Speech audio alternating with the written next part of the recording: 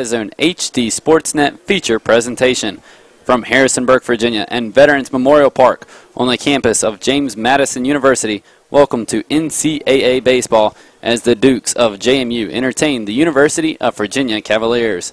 Tonight's game is being presented to you by the JMU Alumni Association, Comcast Sportsnet, the JMU Graduate School, and Telos.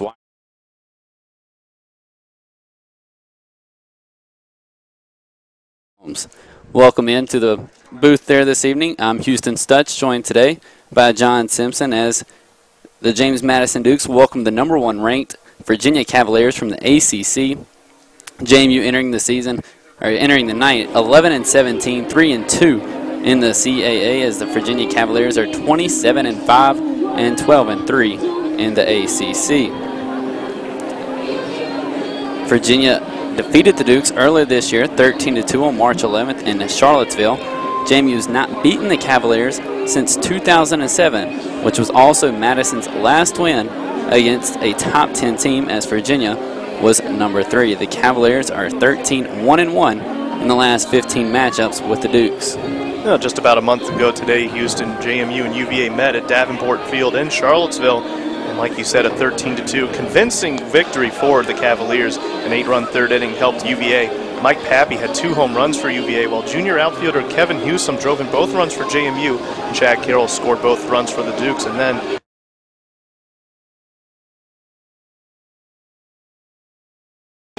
back to that game, though, Connor Jones earned the win for UVA in his first collegiate start with 1 run allowed on 3 hits and 4 innings of work. And redshirt sophomore Aaron Hoover took the loss for JMU after giving up 6 runs, 5 earned on 5 hits and 2 2/3 innings. So you take a look at the starters tonight for UVA.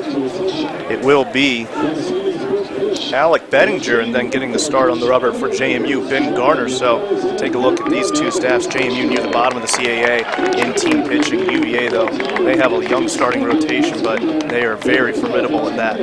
Both teams are coming into this game on positive notes. JMU won its first series of the season, taking 2 out of the 3 games at Hofstra last weekend after falling to Virginia Tech on Tuesday, while the Cavaliers, they're coming off an ACC series win over the newcomer Pittsburgh Panthers, winning the rubber match on Sunday 3-0. We're going to take a quick break, and we'll come right back. We'll have starting lineups for you here on Madison HD Sportsnet, presented to you by the JMU Alumni Association.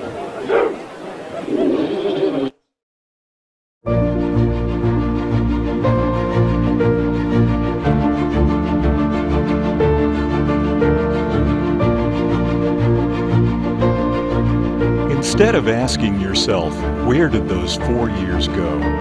Think about where the next 40 will take you.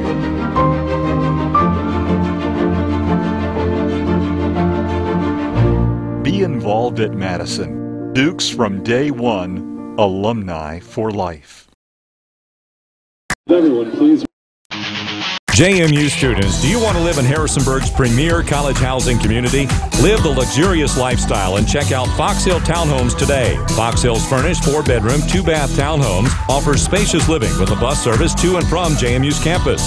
Located just off Port Republic Road, stop by today to reserve your spot for the 2014-15 school year. Fox Hill Townhomes is a proud partner of JMU Athletics. You are guaranteed to find your home away from home with Fox Hill Townhomes.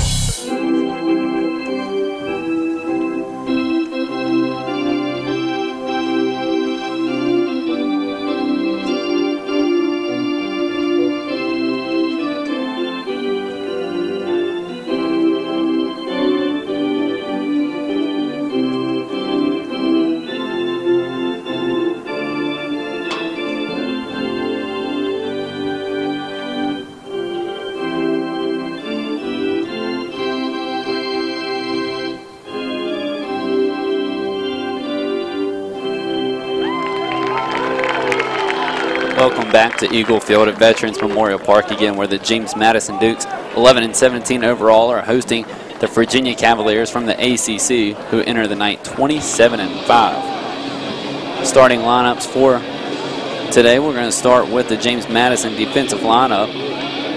On the mound, getting the start, as John mentioned, will be Ben Garner behind the plate. Strikes from Garner will be Bobby San Martin at first base. Will be Matt Tenaglia. Connor Brown will be playing second base. Kyle Weston will be at shortstop. Ty McFarland is stationed at third base. In the outfield, starting with left, Kyle Parrott. In center is Kevin Hewsome. And Tyler Gregory will round out the defensive alignment for the Dukes in right field. The batting order for the Virginia Cavaliers: hitting first, wearing number 7, playing second base, Brandon Cogswell.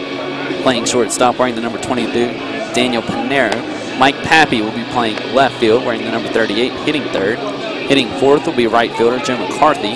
Hitting fifth will be the first baseman, Nick Howard. Playing center field and hitting sixth is Brandon Downs. Matt Thice, the designated hitter, will be hitting seventh and wearing number 21. Hitting eighth, number 18, the catcher Nate Irving. And in the 9 hole will be number 2, the third baseman John LaPrice. Starting pitcher for the JMU Dukes, again, Ben Gardner. He's a righty, 2.12 ERA. Does not start of the season for the Dukes. He's pitched 17 innings, allowed 17 hits, 7 runs, 4 of which have been earned. He's walked 7 and struck out 13, and opponents are hitting .262 against the righty. Yeah, one thing you want to keep an eye out with Ben Gardner getting his first start. Opponents hitting .262 against him, and UVA, one of the top offensive teams in the country, let alone the ACC, coming here into Harrisonburg, Virginia after they took that first game this season against JMU 13-2. About ready for first pitch here as Brandon Cogswell steps into the box. So the second baseman will step in wearing number 7, and we're underway here. The first pitch is going to be hit on the ground to the second baseman, Connor Brown, who will routinely field it and throw to first for the out. So from Brown to Connor, 4-3 on the putout. Definitely the way JMU wants to start this game. Keep the ball on the ground, prevent it from going into the air with Mike Pappy in the 3-hole, and then Joe McCarthy batting cleanup. Both have significant power, and with the wind blowing out a little bit to right center field this evening, keeping the ball low is pivotal for the Dukes on the mound. The second batter is just dug in. The first pitch is going to miss away to Daniel Pinero for ball 1. Pinero playing shortstop today, wearing number 22 in orange for the Cavaliers. Second pitch is going to miss outside as well. So Ben Gardner is going to fall behind very quickly to Pinero, 2-0.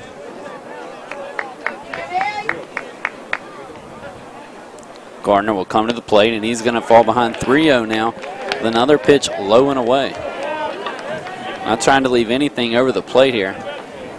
And UVA on the year has walked more times as a team than they've struck out. 147 walks to just 142 strikeouts. There's 148. 4 straight balls from Ben Gardner is going to give Virginia Cavaliers their first base runner, Daniel Pinero. He's going to be stationed at first, and that will bring up the 3-hitter, Mike Pappy. Pinero on first base has converted 5 of the 6 stolen base opportunities he's had, so we'll see if UVA wants to use the wheels a little bit here early on. So Pappy will step in. But first, we're going to get a pickoff move to first, just trying to keep the runner close. He's in safely.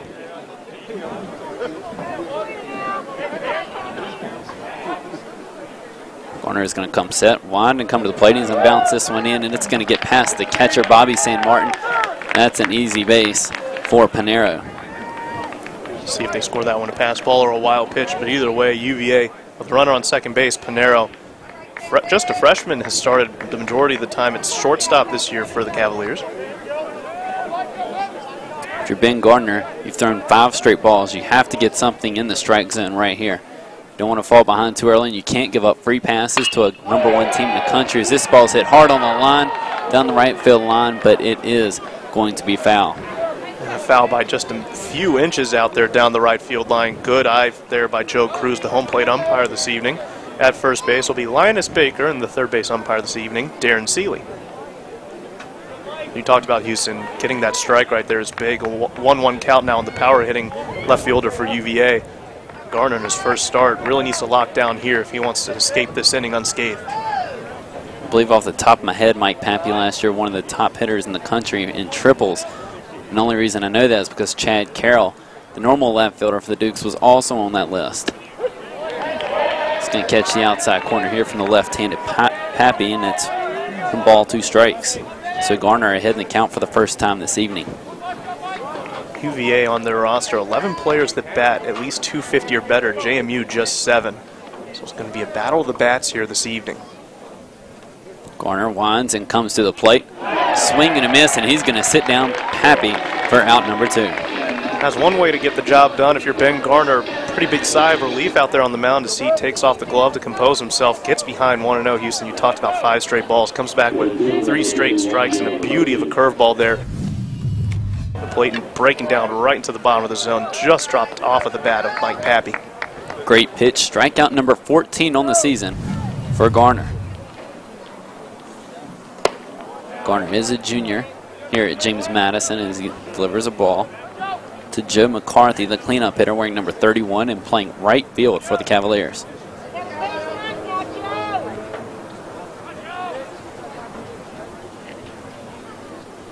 The 1-0.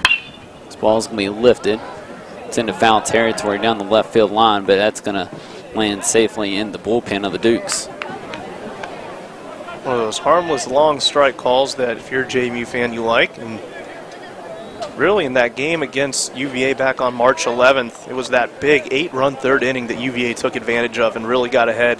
JMU just had no answer for Mike Pappy in that game and a few other UVA hitters as well. So Garner will come to the plate with the 1-1, swing and a miss, and he goes ahead 1-2. I believe Bobby San Martin thought that was strike 3. He jumped out of his stance. Looked like he was a little antsy to get back to the dugout, but Garner is going to have to throw one more strike in there.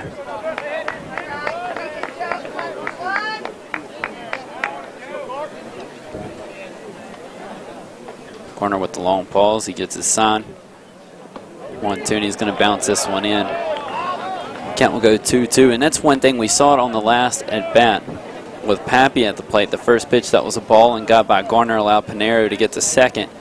This is all field turf here at Eagle Field Veterans Memorial Park, including around home plate. The only natural dirt is the pitcher's mound. So that ball is going to bounce a little bit more than it would have on a natural dirt surface. The 2-2. It's going to miss just below the knees. Count will go full to McCarthy.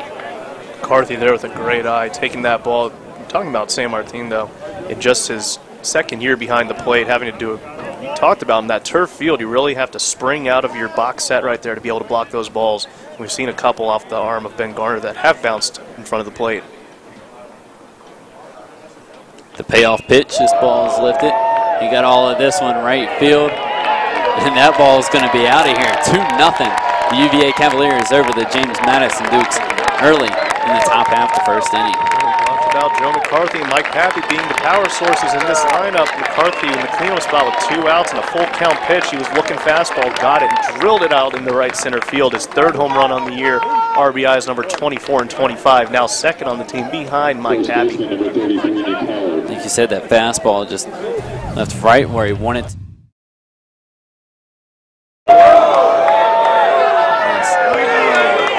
Overcast day here at Eagle Field. Ball over the right field fence. It is 16 feet. The rest of the fence here at Eagle Field is only 8. This ball's hit right back up the middle, and it hits Gardner. He is down. It ricochets to McFarland at third. He's going to fire across the diamond and make the play. 5-3 on the putout, but Garner took a shot.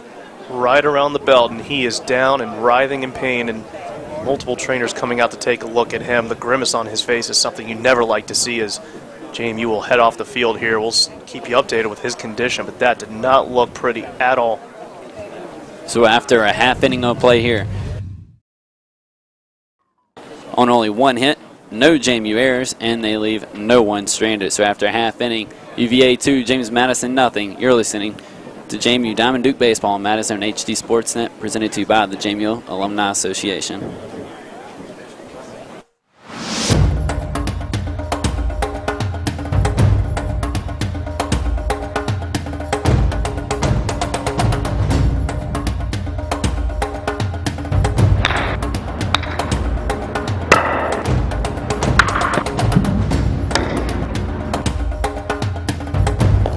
Duke Dogs just warming up.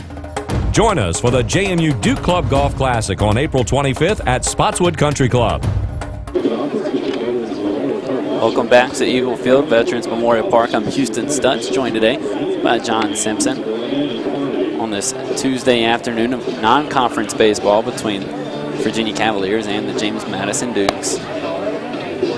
UVA jumped on the Dukes early with a home run by Joe McCarthy over the right field fence, a 2-run shot that also scored Daniel Pinero, who reached on a 4-ball walk allowed by Ben Gardner, who took a shot before we went to commercial break. But he was able to get up and make it back to the dugout all right, but he was clearly in some pain. Yeah, you take a shot right off that, couldn't tell if it hit his hip or hand, but it did seem to be favoring that right wrist area as he was heading off the field. But you're right, Houston, whenever someone does get hit like that, if you're a fan of either side, you just hope that the player is all right. And it looks like Ben Garner is able to get into the dugout, probably going to get some ice on that wrist as Alec Bettinger will come out to the mound. And the freshman getting the start here, 3-0 on the season with a .95 ERA, one of those very young starting pitchers on UVA's roster in 6 appearances. This is his 4th start. He's gone 19 innings, given up 13 hits, 2 runs, both of which earned. He's walked 10 batters and struck out 13. Alec Bettinger, again, he is a 6'2", 180-pound freshman from Woodbridge, Virginia, went to Hilton High School.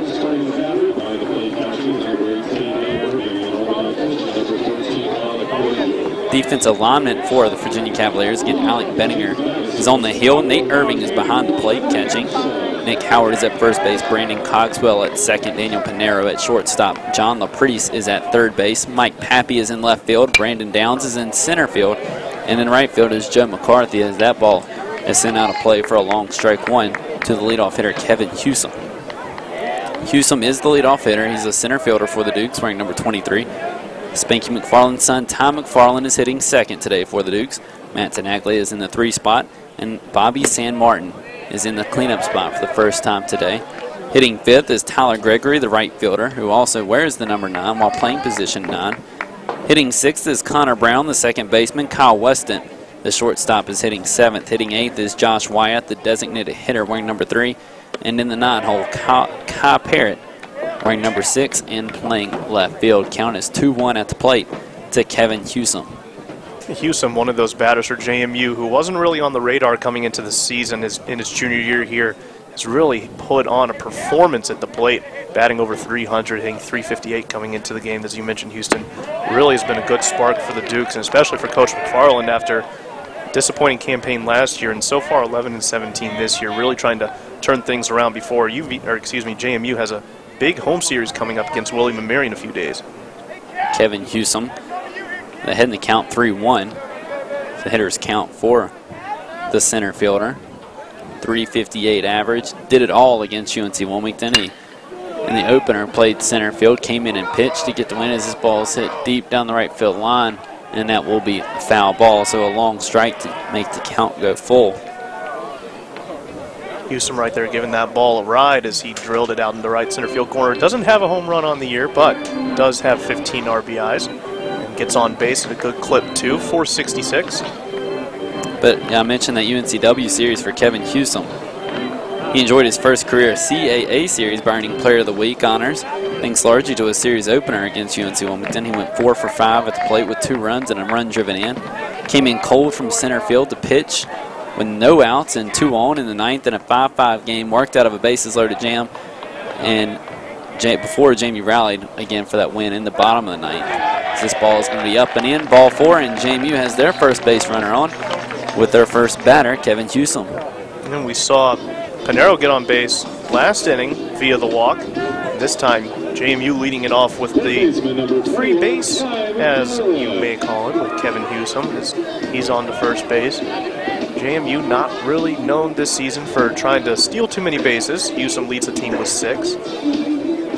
JMU, as they fell behind early, Houston 2-0, trying to find just any way you can get runners on base and get a couple runs back here early on. I was going to say, if JMU has a chance at this upset, they're going to have to take care and be patient at the plate and get as many free passes as they can. I heard Spanky McFarland before the game telling the guys, we have to jump on these guys early and just score a lot of runs, as many as we can early.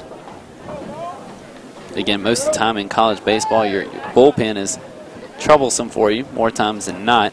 It's not your strongest, obviously. So you want to get as much as you can out of your starter, which really puts that Ben Garner situation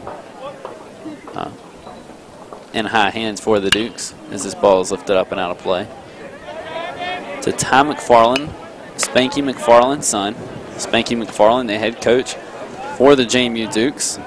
497 and 431 with 4 ties in 17 seasons. At the helm of the Dukes, he's 673 and 655 with 5 ties in 24 seasons as a head coach in NCAA baseball. This ball miss away. Count will go even at 1. Head coach for the Cavaliers is Brian O'Connor. He's 488, 162, and 2 in his career, which has all came with the University of Virginia Cavaliers.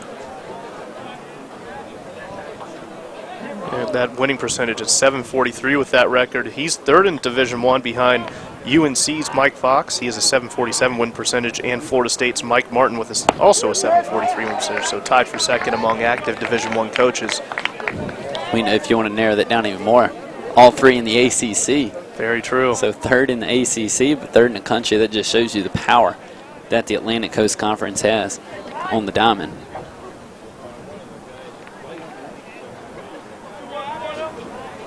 Ty McFarland sitting in the left-handed side of the batter's box with a 1-2 count. 1 on, nobody out, and this one's going to bounce, and looks like it even hit him on the foot, or at least he's trying to claim it does. Home plate umpire Joe Cruz says, nope, grab the bat, get back in there. It might have nicked him on the lower leg, but I believe it bounced in front of the batter's box right before. We'll take a look at the replay here. Tell from that angle. I think he might have missed it. Got out of the way just a little too quickly. It's a 2-2 count to Ty McFarland, the 3rd baseman.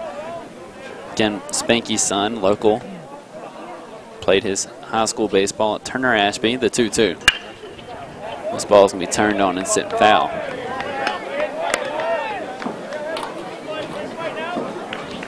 McFarland, being not too far down the road, chose to stay local for college, and it's one of those players on the team provides veteran leadership, especially with a young roster. JMU with 11 freshmen on the roster, so not too much senior leadership. McFarland trying to do his best here with a 2-2 count. The 2-2. This ball is going to be lifted again in foul territory on the left side, and it's going to be out of play. We were talking about the McFarlands earlier in the pregame, and Kurt Dudley told us that Deb McFarland will have her birthday tomorrow, so an early happy birthday to her. And the only reason we were talking about that is because I'm spending my birthday with the Dukes today.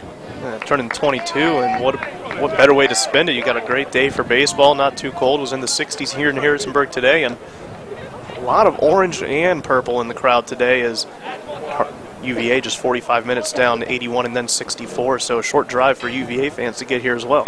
Good showing from both sides. And Ty McFarland is going to go down looking, put the backwards K in your scorecards at home. 1 away for the Dukes.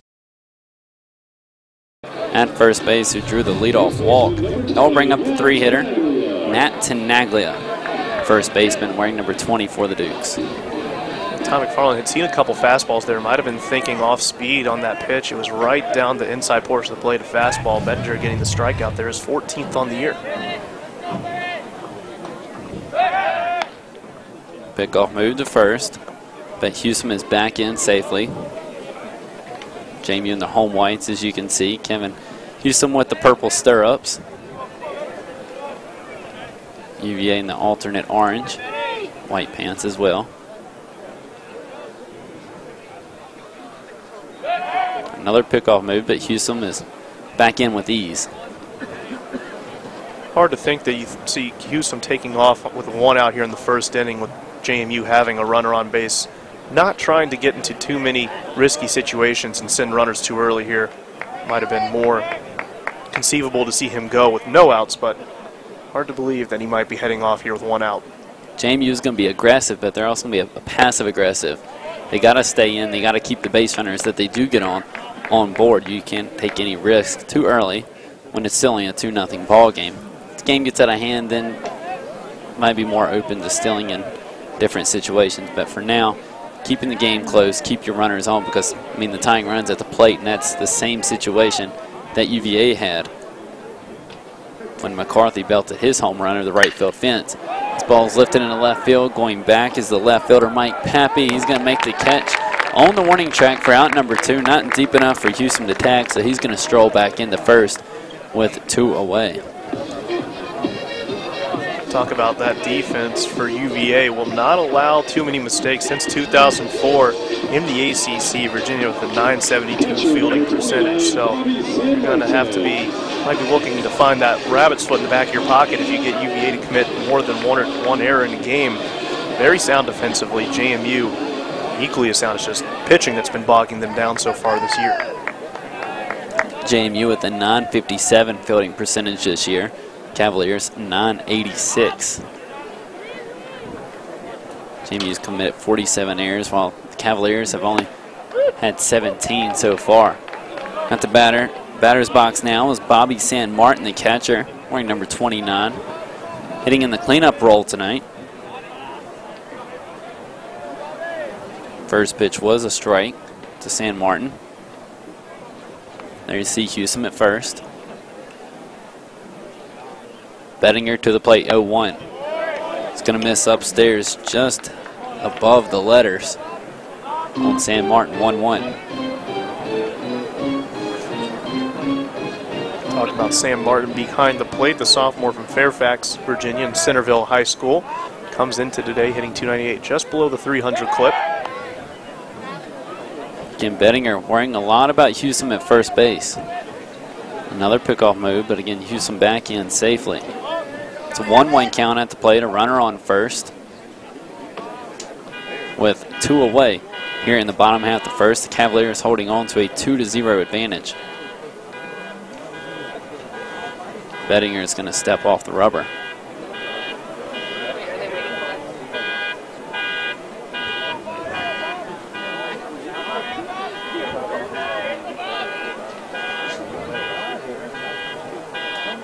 The 1-1. This ball's going to be lifted into center field. Going a little bit to our right, his left is Brandon Downs. He makes the grab for out number 3, so that will retire the side for the Dukes. A runner stranded at first after 1 full here in Harrisonburg. UVA Cavaliers 2, James Madison nothing. You're listening to Madison HD Sportsnet, presented to you by the JMU Alumni Association. If you love wings, if you love rings, and all kinds of other tempting things, great times, great food, get to Quaker Steak and Lube. Get saucy at Quaker Steak and Lube. Feel the heat with new Sriracha Chicken Tacos, Island Jerk Chicken Sandwich, or Sweet Heat Curry Chicken Wrap. Now for a limited time. Great times, great food, get to Quaker Steak and Lube. Welcome back to Eagle Field, Veterans Memorial Park. Here in Harrisonburg, Virginia, the UVA Cavaliers holding on to a 2-0 lead over the James Madison Dukes. And after Ben Gardner was hit to end the top half of the first, a new pitcher will be coming in for the Dukes. It's going to be Michael Evans. He's a left-handed pitcher, freshman, 6'4", 180 pounds, from Falls Church, Virginia. Went to George C. Marshall High School. And Evans on the year. We'll take a look at his stat line so far for Coach McFarland, the relief pitcher. A 6.23 ERA, a 1-0 record. This being his 15th appearance this evening. Has pitched 13 innings, given up 17 hits, 10 runs, 9 of which have been earned. Has walked 3 batters and struck out 10. So Ben Gardner, he will get credited with 1 inning in this start this afternoon. He allowed only 1 hit, but 2 runs. He walked Daniel Pinero and recorded 1 strikeout against Mike Pappy. And again, both of those runs were earned, obviously, on the 2-run shot. So due up for the UVA Cavaliers is 6, 7, and 8 spots. That's Brandon Downs, Matt Dice, and Nate Irving. So 6, 7, and 8 will step in for the Cavaliers, leading off with number 10, Brandon Downs. Downs, he's an outfielder and catcher for the Cavaliers. 6'3", 200-pound junior from South Plainfield, New Jersey. Went to South Plainfield High School. Downs, one of those free swingers on this roster. 4 home runs on the year and 24 RBIs. Free swingers, you have it right back up the middle. That's going to be a leadoff hit for the junior. Just batting 236, finds contact there. Did not hesitate at all. Saw the very first pitch from the new pitcher, Michael Evans. sent it right back up the gut for a single. Very important to get that leadoff runner aboard. That's one thing that the Cavaliers have done here is this bunt's popped up into foul territory. Fundamental mistake, and that will be the catch made by Matt Tenaglia, one away. So the DH. You have to think Coach O'Connor is not going to be too happy with Theis there. An opportunity to get his teammate over to second base, try to put the bunt down just a bit underneath as that ball pops foul. And I have to think UVA still without, you talked about Houston, leadoff runner getting on base, very critical in the game of baseball. And the 2-0 lead early, UVA trying to add on to that here in the second. So Evans with a pickoff moving to first. But Downs, he's back in standing up. At the plate, the catcher wearing number 18, Nate Irving.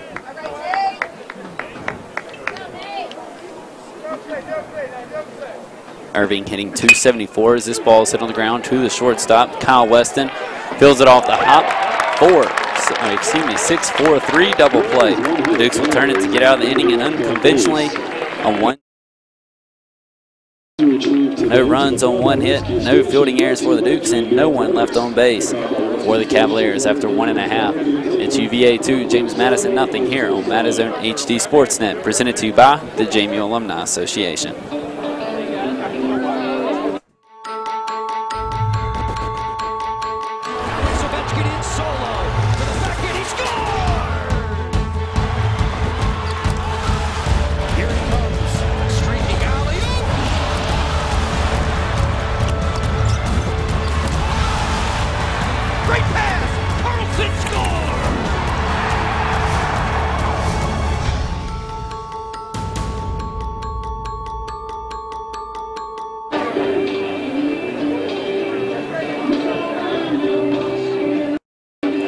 Welcome back to Eagle Field Veterans Memorial Park. UVA 2 runs on 2 hits, no errors, while the Dukes have straight zeros across the scoreboard. I'm Houston Stutz, joined today by John Simpson at Eagle Field. Nice day for baseball. A little overcast clouds hanging over Eagle Field right now, but blue skies off in the distance. There's a big crowd here at Eagle Field at Veterans Memorial Park.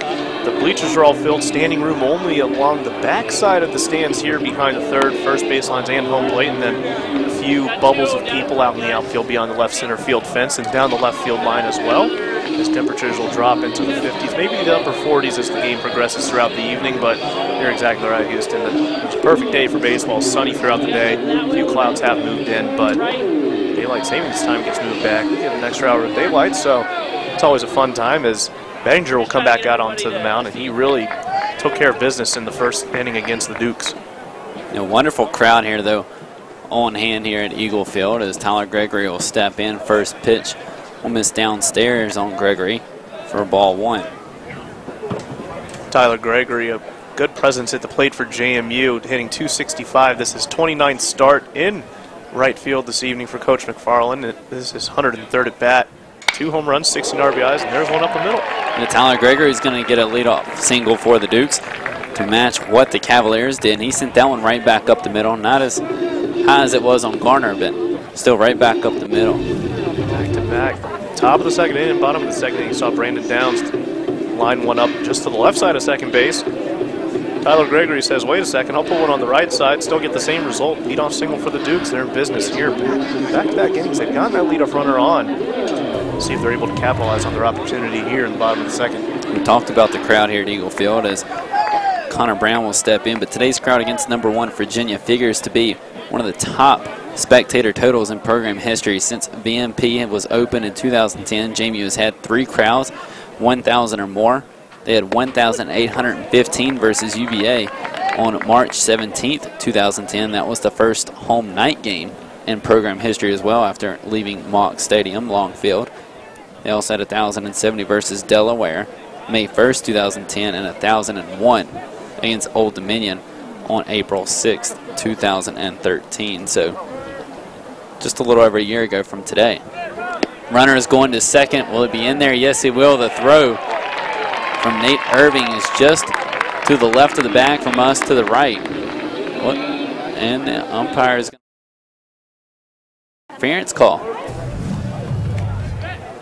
Let's see if Connor Brown stepped across the catcher, Irving.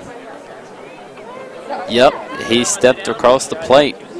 That's an easy call for the home plate umpire, Joe Cruz. Right on the follow-through, catcher. If your hand hits the batter, that will be interference. So tough break there for the Dukes, for UVA.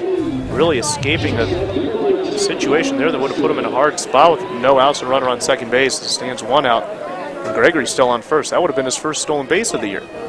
He got a really good jump in the throw, but obviously because the interference was to the left of the bag from our perspective, to the right for Cogswell, who was covering.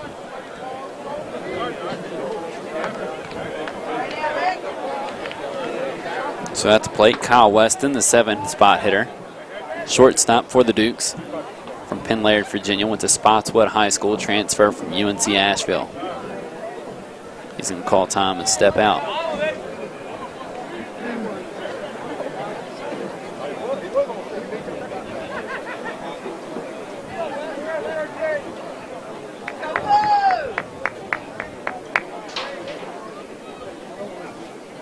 Bettinger will come set, wind, and come to the plate. It's going to be a called strike at the knees of Kyle Weston. Count will go no balls and a strike. 1 on, 1 out. Bottom of the second, 2-0 the Cavaliers.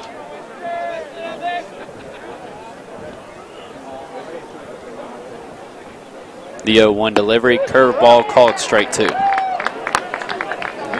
See how Bettinger on the mound really working in that curveball with increased frequency as a couple outs have occurred throughout the game. Really started off with that fastball trying to locate the zone. He accomplished that task and now has moved on to really moving that breaking ball around in the lower portions and the inside and outside of the plate, as we've seen here against Kyle Weston. This pitch is a miss, low and away. Ball and 2 strikes. Trying to get Weston to chase something out of the zone when you're up 0-2. You can afford to do that.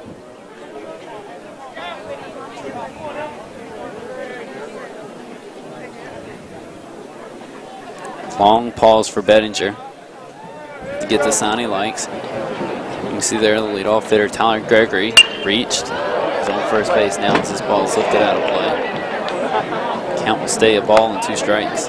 Weston trying to break out of a little bit of a funk here at the plate. 5 for 28 in his last 7 games. The redshirt sophomore getting the start at short tonight. Still down to the count 1 and 2, Houston said, so see if he's able to battle back. Righty-righty matchup here.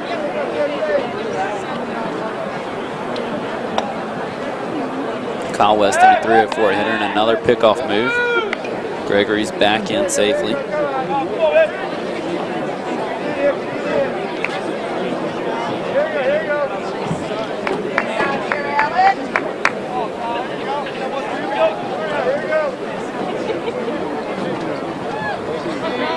JMU's 0 for 4 with runners on board. That's not going to be improved here with the ball downstairs, 2-2.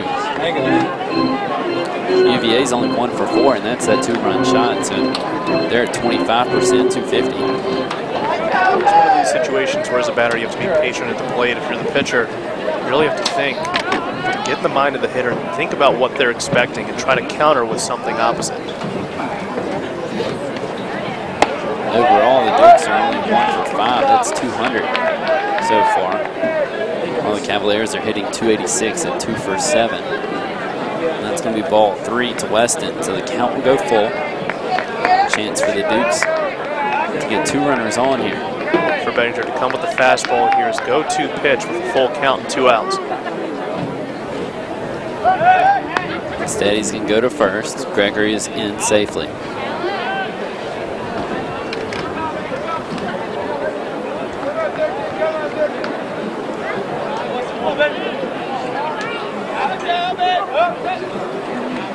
The payoff pitch. It's going to be ball 4 just below the knees. Runners on first and second for the Dukes with 1 away. And that will bring up the DH, Josh Wyatt.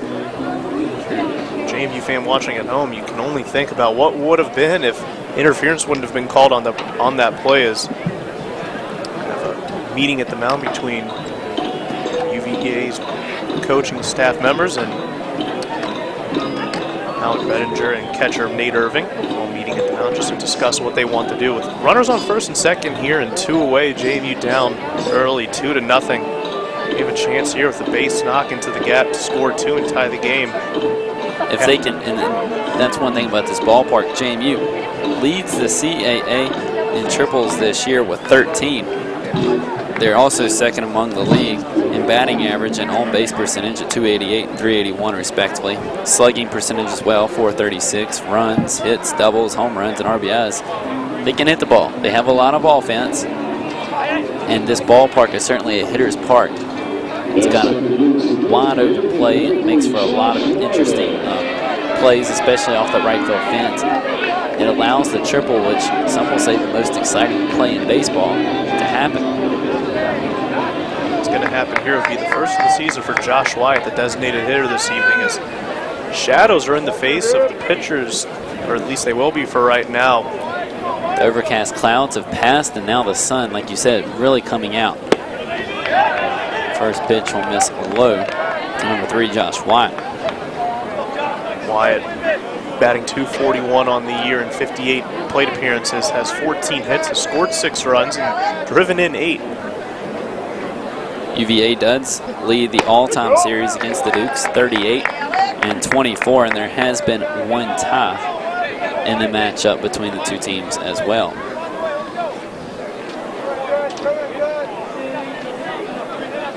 It's 1 ball, 1 strike.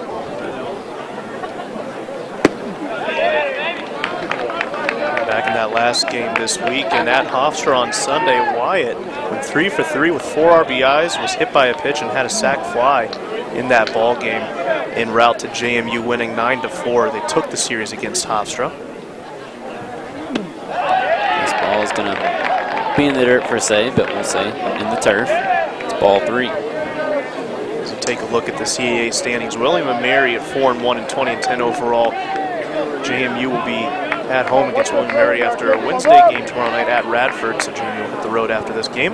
College of Charleston at 4-2 in the conference and 21-10 overall. And then Delaware tied with JMU for 3rd.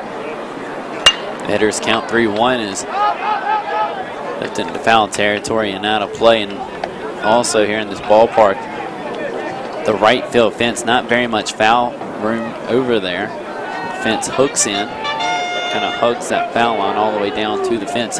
320 in right field, 400 dead center, 330 down the left field line. So 3-2 full count. 2 on the way out, and this ball is going to be lifted into center field. The catch will be made by Brandon Downs. Looked like he couldn't find it for a minute, but eventually found it, made the easy grab.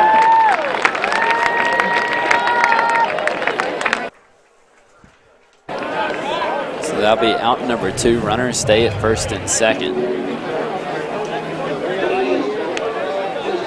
The chance for JMU to do some damage. They do have the number 9 hitter coming up in the lineup, Kai Parrott here. See if he's able to knock a run home. The freshman outfielder recorded his second 2-hit game of the season in that Hostler finale. JMU really bringing the bats to that ball game. Houston, you and I have mentioned this is a chance for JMU to get back into the ball game, just down 2-0 here in the bottom of the second. Just getting 1 run right here would be very big for the confidence of the Dukes, as this pitch is going to miss well on up high.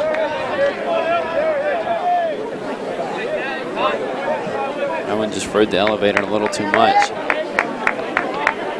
2-0 Cavaliers, 2 runs with 2 hits, no errors for the boys in orange. The Dukes, no runs, 1 hit, no errors. For Parrott, it would be his first RBI of the year if he's able to drive any of those ducks on the pond home here. Or should we say Dukes on the pond? Oh, I like that. Even though I don't think Dukes can get out on the water, we'll say they can do the doggy paddle. There you go. Swim out to the island. That's what happened there. Count will go 2 balls and a strike, as that one found the strike zone from Bedinger. Tell you what, if Parrott can get on base, maybe draw a walk here. You do have Hewsome on deck, who was the named CAA Player of the Week 2 weeks ago. Talked about his UNCW series where he tore it up. Parrott's going to turn on this one, sends it down the left field line. It's in foul territory. Can't tell from the angle if the play was made as the left fielder, Pappy, goes sliding into the fence there. And I don't believe the catch was made. I believe he dropped it. Wasn't dropping. Get a better angle here as Pappy gives chase, takes the slide just underneath the brim of his glove. And as you can see there, clearly dropped the ball, but great effort by Pappy. So that's a long strike for Kyle Parrott. Parrott's a 5'9", 185-pound freshman from Herndon, Virginia, who went to Herndon High School. So 2-2 count. 2 out, 2 runners on. This one's hit right back up the middle. Base hit for Kyle Parrott. 1 run would not score for the Dukes. Looks like they had it, and that was a base running error, but he's back in safely at second as Kyle Weston made the wide turn, thinking that the runner Tyler Gregory would be able to score on the base hit from second, but he was not able to due to great fielding from Brandon Downs in center field. He hustled in, got to the ball very quickly as the ball on turf really is fast, and he was playing, was able to get to it in a hurry. And there you see Gregory. He said, oh, I need to get back. And as you see Weston, he's halfway between second and third. He's past the shortstop. He's got to go all the way back in. He's lucky the throw was not better by Bettinger, who cut that off just behind the mound. So now the bases are juiced for the Dukes with 2 out.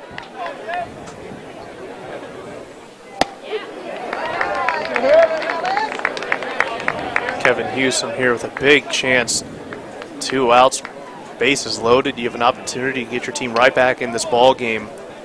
Drew a walk in his first at bat. So the Dukes the first to flip the scorecard as the leadoff hitter Houston is in with a 1-1 count.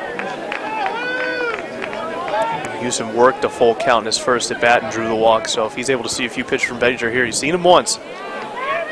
For a 1-1, look for Houston, Bettinger to stay away from Houston in this at bat. With bases loaded, Houston is a 250 hitter. So he sees a called strike here and he falls behind 1 and 2. All 3 pitches have been curveballs. So we'll see if he goes with another breaking ball here. It comes in with the heat. Here's the numbers for Houston. With runners on, he's 364 hitter.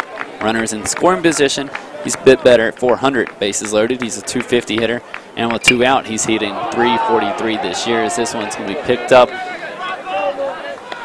sky high. It's not going to leave the infield as the catch will be made by the first baseman, Nick Howard, to get the UVA Cavaliers out of a bases loaded jam here in the bottom of the second. The Dukes, no runs, but they do get 2 hits, no UVA errors, and they will leave the bases loaded. After 2 full here in Harrisonburg, UVA 2, James Madison nothing. You're watching Madison HD Sportsnet, presented by the JMU Alumni Association.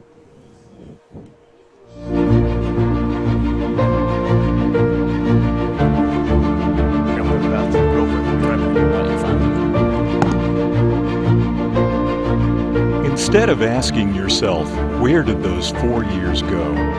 Think about where the next 40 will take you.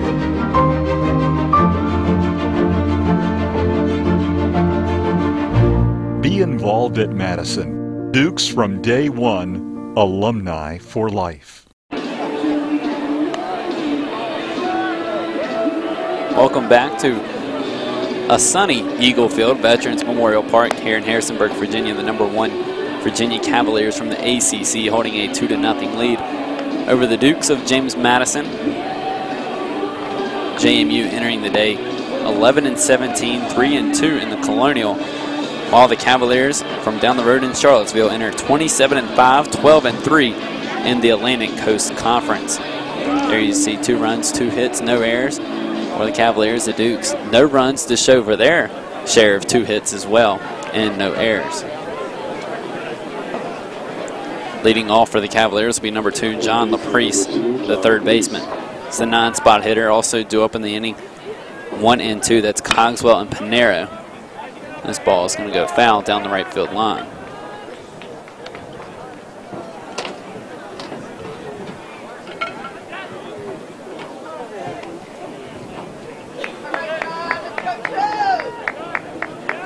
Again, Michael Evans is on the mound. Ben Garner got the start for the Dukes, was hit to end the first inning. Evans comes to the plate here, and that's going to be a leadoff single for LaPriest. It's going to get through the hole on the right side. Tyler Gregory's in right field to scoop it. So back-to-back leadoff singles now for the Cavaliers here in the second and third innings respectively. Third hit of the day as well for the men in orange. So now they'll get to flip the order. Brandon Cogswell will now step up into the batter's box. Grounded out to second on the very first pitch of the game. He lays down a bunt here. Ty McFarling comes in, makes the play, 5-3 on the putout. But the runner, LaPriest, does advance to second. So the sacrifice is served by Cogswell. Now will bring up Daniel Panera, the two-hitter.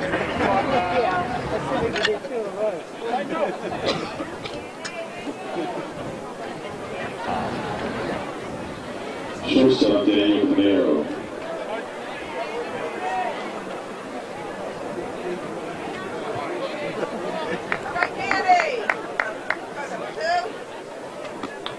Daniel Panera will step in.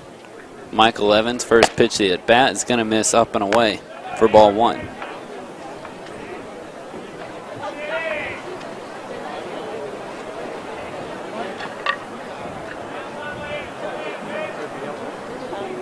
Panera is 6'5", 200-pound freshman from Toronto, Ontario. Went to Humberside Collegiate High School. The 1-0 quickly turns into 2-0. Michael Evans behind.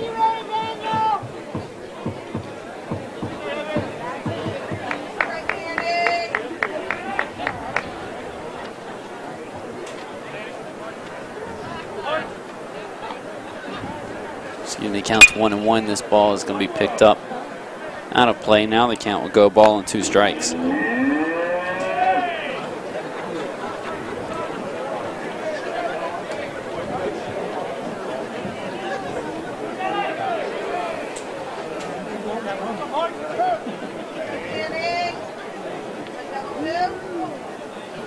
The lefty Evans working here in his second inning of work.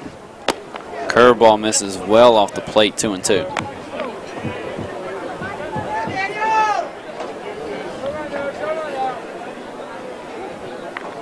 Evans, I mentioned, a 6'4", 180-pound freshman. Hails from Falls Church, Virginia. Alumni of George C. Marshall High School. 2-2. Swing and a miss. Strikeout number 1 on the day from Michael Evans. Strikeout number 2 for the JMU pitching staff. 2 away here in the top half of the third. Big play there if JMU looks to stay in this ball game here in the top of the third inning with a runner on second base, John LaPriest. UVA knocking at the door, trying to get run number 3. Nice off-speed pitch from Michael Evans. Got Panera to chase. That will bring up Mike Pappy. Is the only other Cavalier to strike out through the first time around the lineup. But again, Ben Garner was pitching to Pappy. And he was hit by the 5-spot hitter, Nick Howard, with a shot right back up the middle. He had no room to react or get out of the way. So lefty on lefty matchup. First pitch to Pappy. Called strike on the outside corner.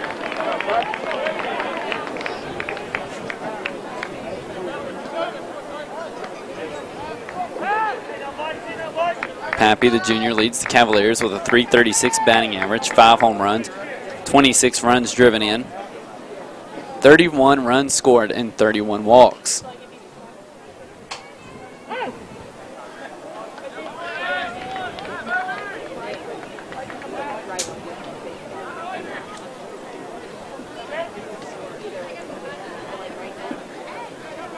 It is an 0-2 count to Pappy at the plate. Now hitting .333 after the strikeout in the first inning. Check swing. Did it catch the outside corner? No, he did not, says home plate umpire Joe Cruz. Joe Cruz says no, as well does Darren Seeley, the field umpire right now. As Houston, we take a look at those shadows moving left to right across the infield from our angle. It's going to be tough for the batters as the game moves along and the sun sets behind the field here. And the 1-2 is going to just miss as well. Count will go 2-2. Michael Evans trying to see if he could get Pappy to go just a little bit further on a pitch in about the same location, low and away, just off the outside corner from Pappy.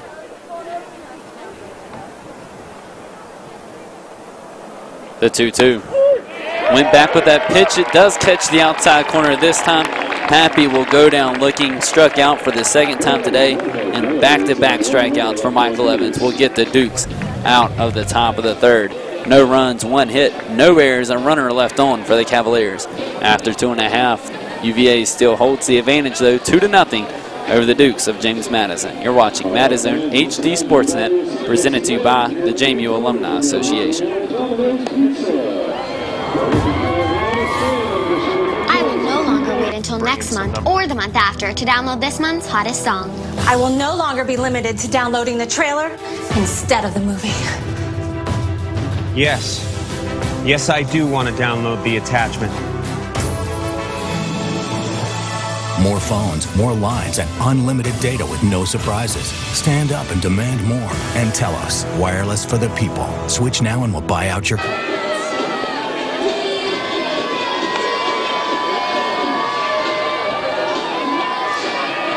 Welcome back to Eagle Field Veterans Memorial Park. There you see a young fan trying to get him some pizza during the Domino's pizza screen. As you can see from that angle, though, the stands are packed here at Eagle Field. And we welcome you to, and thank you for joining us here on Madison HD Sportsnet. I'm Houston Stutz, joined by John Simpson here in the booth. Just to the right of home plate.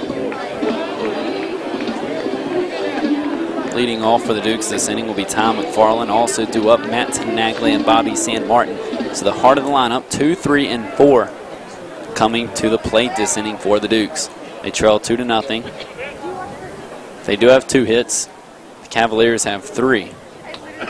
Both teams no errors. And with Ty McFarland up at the plate, struck out looking his first time back in the bottom of the first inning.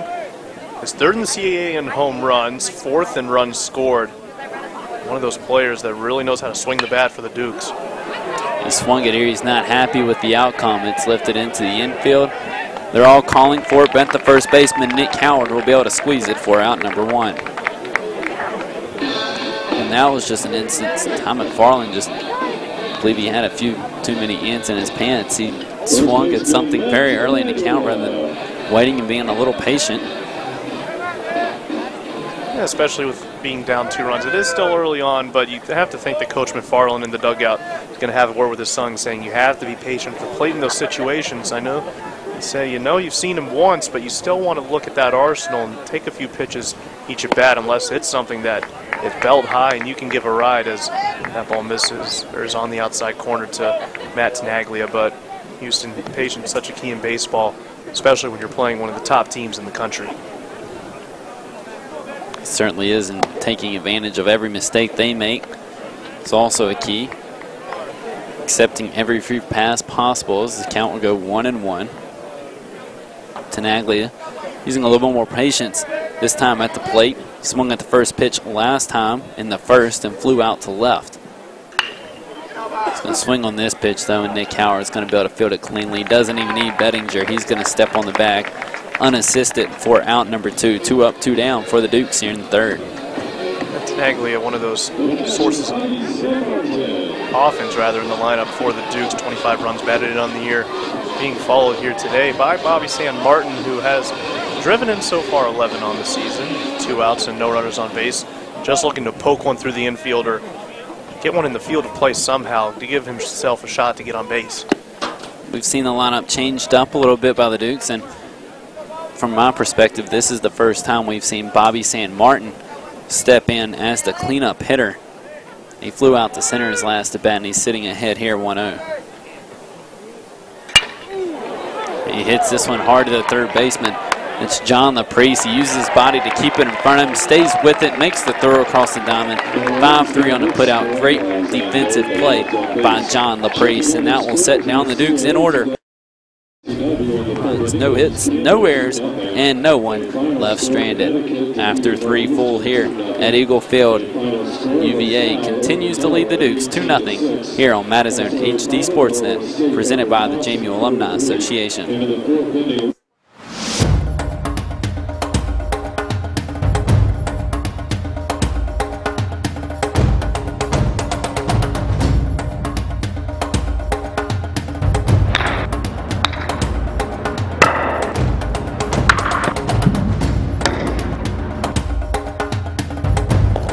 Duke Dogs just warming up. Join us for the JMU Duke Club Golf Classic on April 25th at Spotswood Country Club. Welcome back to Eagle Field Veterans Memorial Park on the campus of James Madison University in Harrisonburg, Virginia, as the Dukes are playing host to the Cavaliers out of the ACC, #1 in the country right now. Well, depending on what poll you look at, baseball.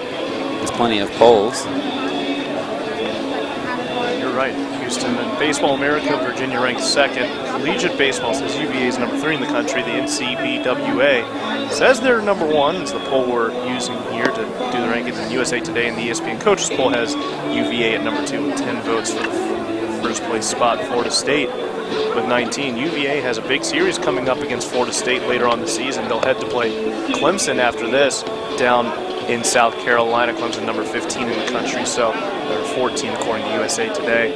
UVA really about to hit the toughest part of their schedule as they, as we've talked about in the beginning part of this game, doing very well, 8-1 against in-state foes over the last couple of years. And well, we're about to head a little farther south where things get a little bit more difficult in the ACC. UNC, they have a series against the Tar Heels coming up as well. It does not get easy in the ACC. And JMU, they've got William & Mary coming up at home this weekend for a 3-game set. So big test for them as well. JMU looking to find their footing here halfway through the CAA season. 4th inning is underway with a called strike to Joe McCarthy, who belted a 2-run shot in his last plate appearance. But you look at the top 3 in those polls, Florida State, Virginia, and Louisiana, and Lafayette, the top 3 in all polls. They just kind of flip their order around. Each of them have their own respective #1. Florida State does own majority of those as they're #1 in 2 of the polls. And there you see the replay of that home run back in the 1st. Pitch is a miss up above the letters. 2 balls and a strike to count. Nobody on, nobody out.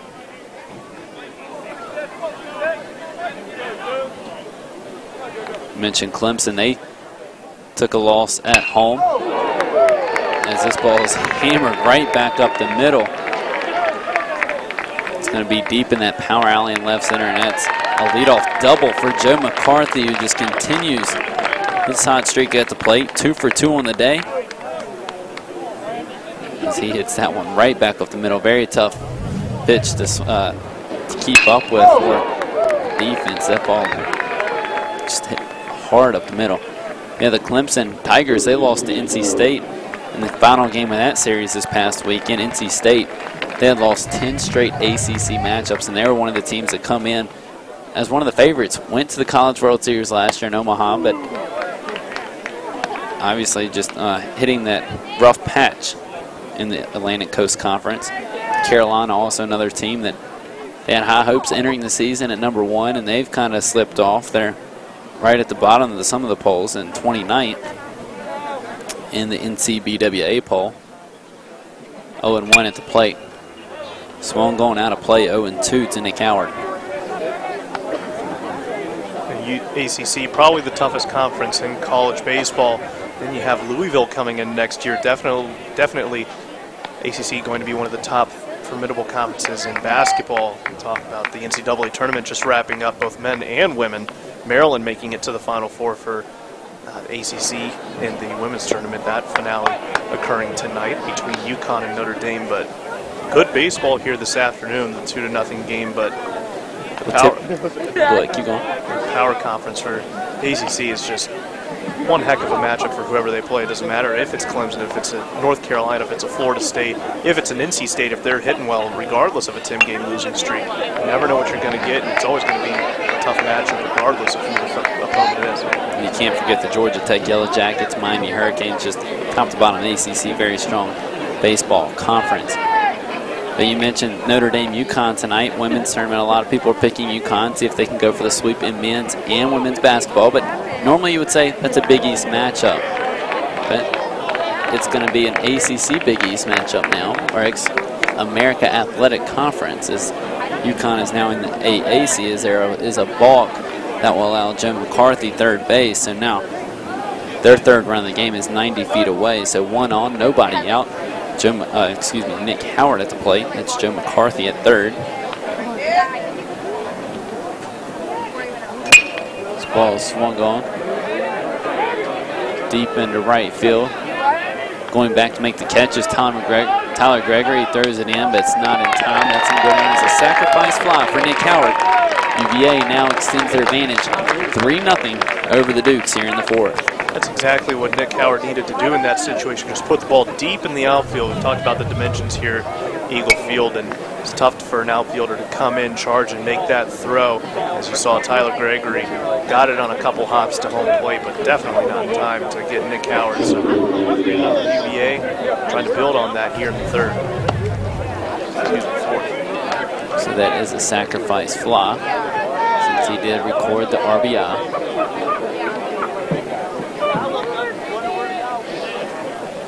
Count go. Ball and no strikes to Brandon Downs, the 6-hitter. Pitch is also going to miss outside. 2 balls, no strikes. Downs who lined one right back in his last at bat to the left side of the second base bag out there in the infield. The 2-0 swing going to miss. Big cut by Downs, 2-1. We also talk about how he's a free swinger. You see it there, just really uncorked the bat, whipped the hands through the zone. Came up empty though.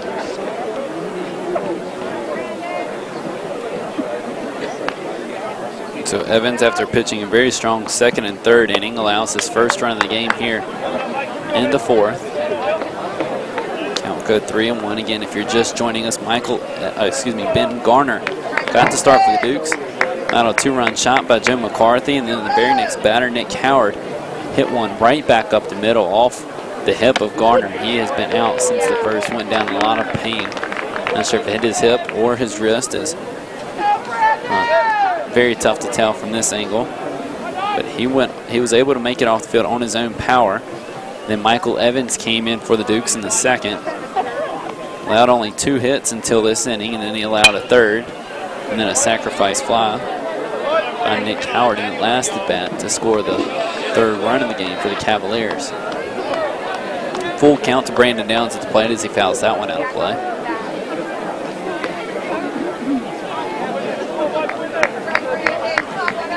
One of those teams that just does not allow very many runs. The top ERA in the ACC. Over their last 5 games, they've only allowed 3 runs and have outscored opponents 25-2-3 in those ball games. So JMU, it's the top of the fourth inning here. Still some time to get back into the ball game, but you got to sit down the Cavs and get your bats back out there, because that's the strong suit of JMU coming into today, hitting .288 as a team. So 3-2 count, 1 out. The payoff pitch will miss high for ball 4. That will give Brandon Downs the free pass to first. Just the second walk of the day for the JMU pitching staff. That'll bring up the DH, Matt Theis. He had a bunt go wrong his last at bat in the second. Popped up, and the catch was made by Tenaglia at first base. First pitch in this at bat is going to miss, low and away for ball 1. This is really the first inning where Michael Evans, after he came in relief of Ben Garner, has run into any sort of trouble. Been smooth sailing through 2 innings that he had pitched previously in the second and third. Positive here though with Brandon Downs on first. Michael Evans, the lefty, he's got his body open to that runner, can look at him the whole time. Easy pickoff move. You can keep him close, as he does here once again.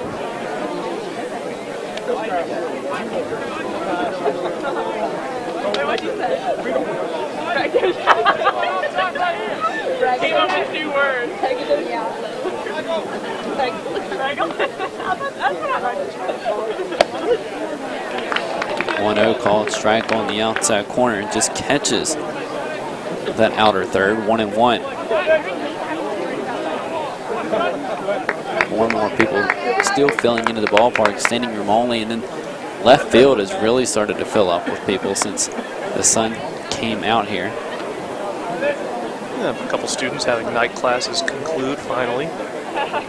Find their way out to the ballpark here for a much advertised game, or highly advertised at that, in that regard.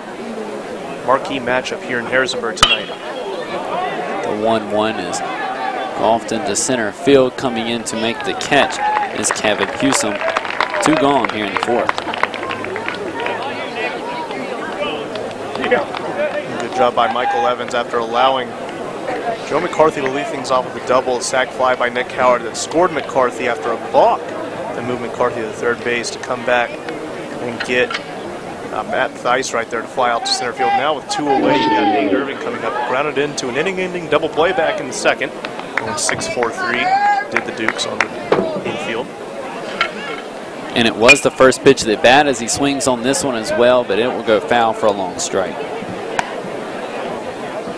May have Kurt Dudley come join us in the ballpark soon. He's also teaching a class on broadcasting. Both of us alumni of that class, I guess you could say.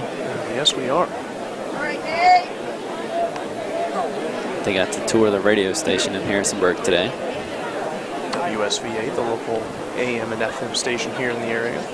Where Kurt spends a lot of his time, if he's not in the office or at the ballpark with us, calling a ball game or whatever. If you look at his Twitter, it says JMU Sports 24/7, or at least pretty darn close.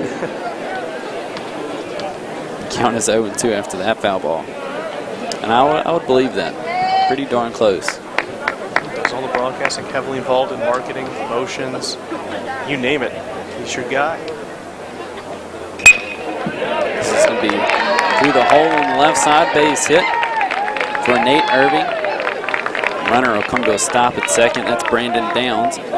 So 2 outs, 2 on, and that will bring up the 9-hitter, John LaPriest. He's 1 for 1. He singled back in the 3rd.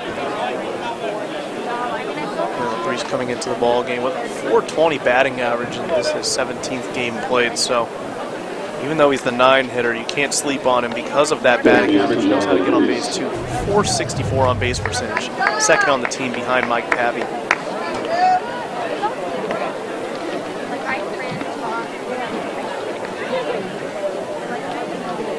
Three runs on 5 hits for the Cavaliers. No errors. The Dukes, no runs on just 2 hits, and still no errors for the Dukes as well. That one's going to be fouled back to the screen. 0-1 the count to LaPriest. And .420 average, as John mentioned, making his 14th start of the season, 17th appearance, and has 22 hits.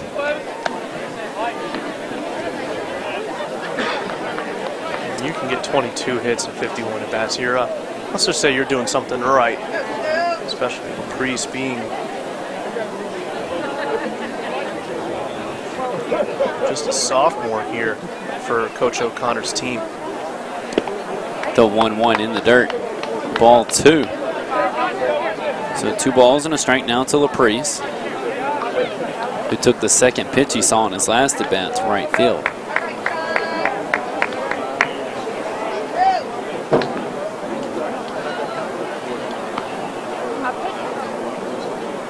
Connor Brown, the 2nd baseman, playing deep in the hole on the right side.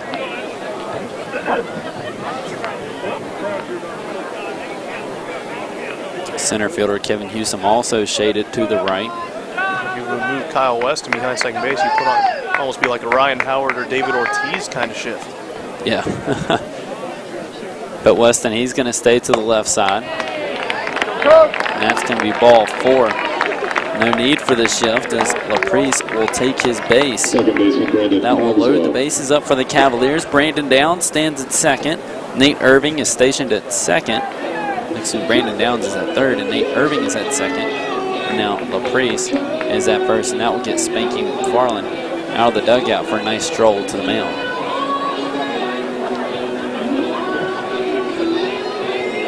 Talked about Evans, who had been pitching very effectively in his first 2 innings, has really run into a jam here.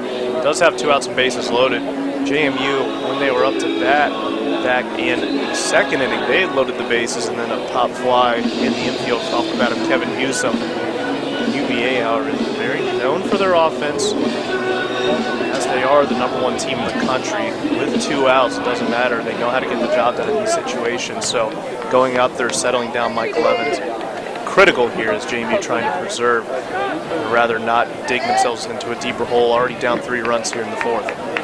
Michael Evans, again, this is his 15th appearance, a 6.23 ERA entering the night. But you come in the 2nd, he might as well start at the game because of the unfortunate incident with Ben Garner. It's got to be different for a relief pitcher to come in the way that he's had to come in. You've got 3 good innings out of him. Can't really expect too much more as this ball is lifted into left field. Coming in to make the grab will be Kai Parrott, and that will get Michael Evans out of the jam as he retires Brandon Cogswell. So in the 4th for the Cavaliers, 1 run on 2 hits, no JMU errors, and they leave 3 stranded on the base path. After 3.5, UVA is up 3 over the Dukes, 3-0 on Madison HD Sportsnet, presented to you by the JMU Alumni Association. If you love wings, if you love rings, and all kinds of other tempting things, great times, great food, get to Quaker Steak and Lube. Get saucy at Quaker Steak and Lube. Feel the heat with new Sriracha Chicken Tacos, Island Jerk Chicken Sandwich, or Sweet Heat Curry Chicken Wrap. Now for a limited time. Great times, great food, get to Quaker Steak and Lube.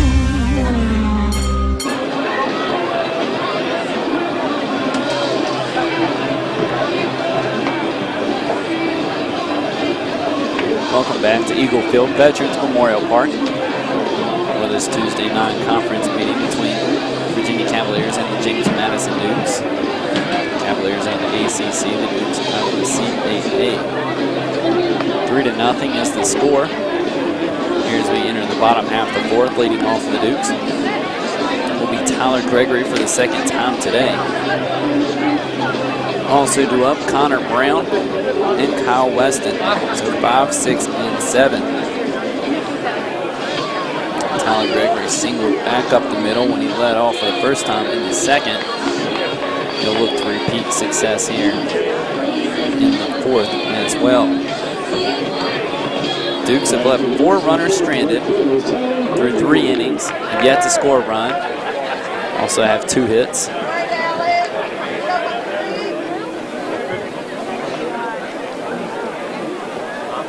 First pitch of the inning from Alec Bettinger. He's going to miss outside for ball 1. Bettinger back out for his 4th inning of work. Has just given up those 2 hits and has struck out just 1 JMU batter so far this evening. Was a 1-0 count when Gregory got his last single. Tried repeating that here, but he could not catch up to the fastball that was down and in. 1-1.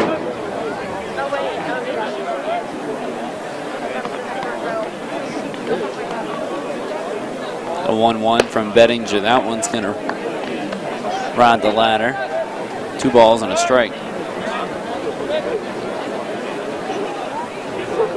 Bettinger coming into the game with a sub-1 ERA. Just continues to creep down closer to .90 and under that now. He still has yet to give up a run today. I think that these pitchers for UVA, just freshmen and sophomores, so many of them, have the demeanor of upper-class players. You had Nathan Kirby over the weekend, struck out 18 Pittsburgh Panthers and earned National Player Pitcher of the Week honors. So that's one heck of an accomplishment. The sophomore lefty from James River High School in Richmond, Virginia. A couple James River kids on the Virginia Cavaliers roster. This ball's going to miss down low, hit the turf, and like we mentioned earlier against Bobby San Martin, you're not used to it. It can take a nasty hop, and that's what it did to get over Nate Irving.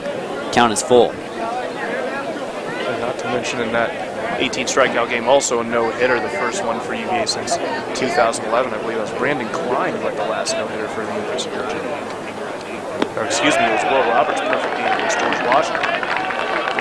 That's ball 4. Tyler Gregory will take the free pass to lead off the things for the Dukes in the bottom of the 4th.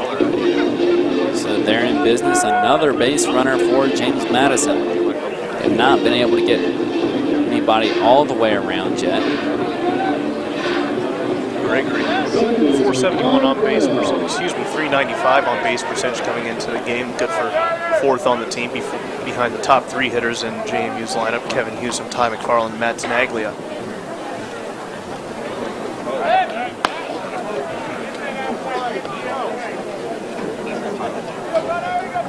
One thing I've noticed from Alec Bettinger, when a runner gets on, he likes to keep them close at first. He keeps very good tabs on them. A lot of pickoff moves. Doesn't want them to get any bigger of a lead than they need to. Comes to the plate this time. Called strike on Connor Brown, who was sat down due to an interference call his last appearance. Same situation. Tyler Gregory was on first. Tyler Gregory stole second. But Brown stepped across the plate in front of the catcher, Nate Irving, on his throw down. Swings at this one. It's Scott into shallow right field. 2 Cavaliers are there, but Joe McCarthy will make the catch to retire Connor Brown for the 2nd time today.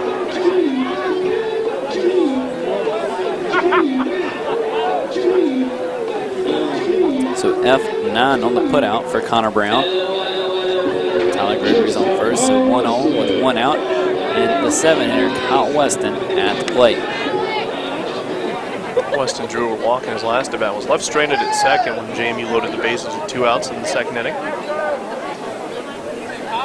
Trying to get a base knock here and get Tyler Gregory into scoring position for the Dukes. Time called by home plate umpire Joe Cruz, but he's had a few opportunities here this evening, haven't been able to capitalize. UVA has done just that with an absolute shot off the bat to right center field. That home run coming from Joe McCarthy.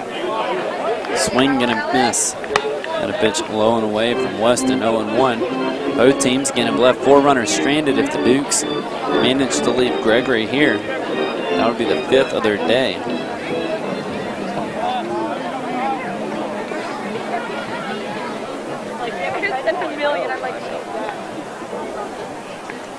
Alec Bettinger will fire to the plate, but this one's going to bounce in the dirt to our right of the plate. 1-1. Kyle Weston, a 304 average, 366 on base percentage, and a 461 slugging percentage. With runners aboard, he hits .211. The ex-Spotswood Trailblazer awaits. He's going to keep the bat on his shoulder. Ball 2.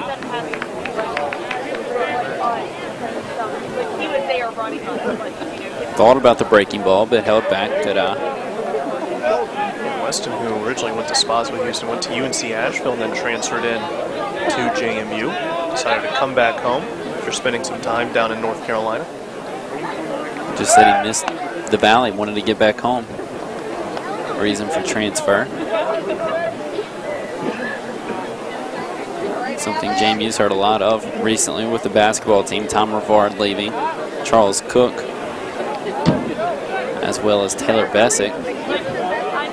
None of the 3 have announced where they're going as this ball is lifted into center field. Is it going to get down? No, it is not. That's Brandon Downs there in center field to squeeze it out. Number 2. Gloves for UVA as sure as they come in the infield and outfield. Downs has made a couple of good plays ranging to his right and left to snag line drives and fly balls off the bats of the Dukes. Here this evening, you see why they have such a prominent defense. That's Josh Wyatt digging in, the shortstop, designated hitter today.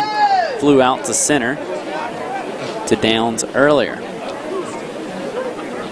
That was back in the 2nd. He's going to step out and call time. The JMU batters is really trying to take Bettinger out of his rhythm now. Anything you can do, slow the game down. Try and give you that advantage the Dukes are attempting.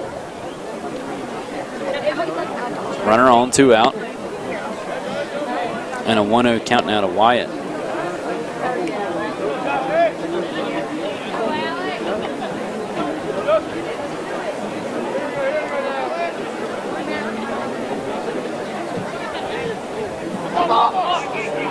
The 1-0, the catcher throws his mask off before the ball is even there. Late jump by the base runner, Tyler Gregory, and he is going to be thrown out by Nate Irving. 2-4 on the putout. Here you see it on replay, so that'll retire the side for the Dukes.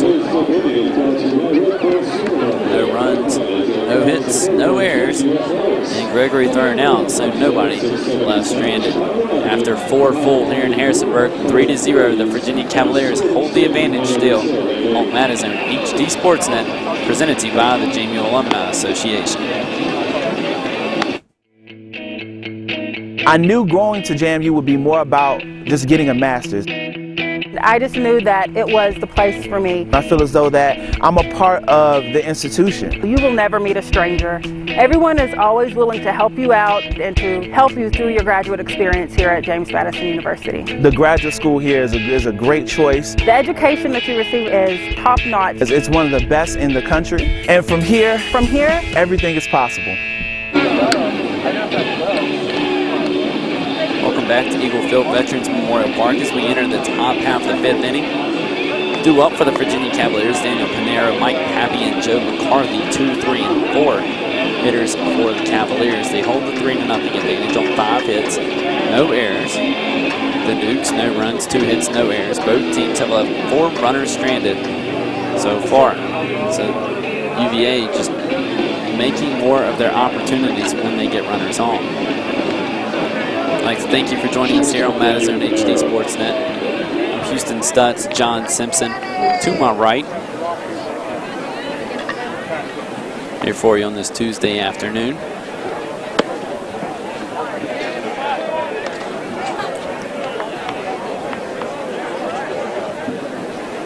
It's a 1-0 count to Daniel Pinero, who struck out in his last at bat. He walked in the first and scored a run. He was the first runner across the plate for the Cavaliers off the home run by Joe McCarthy.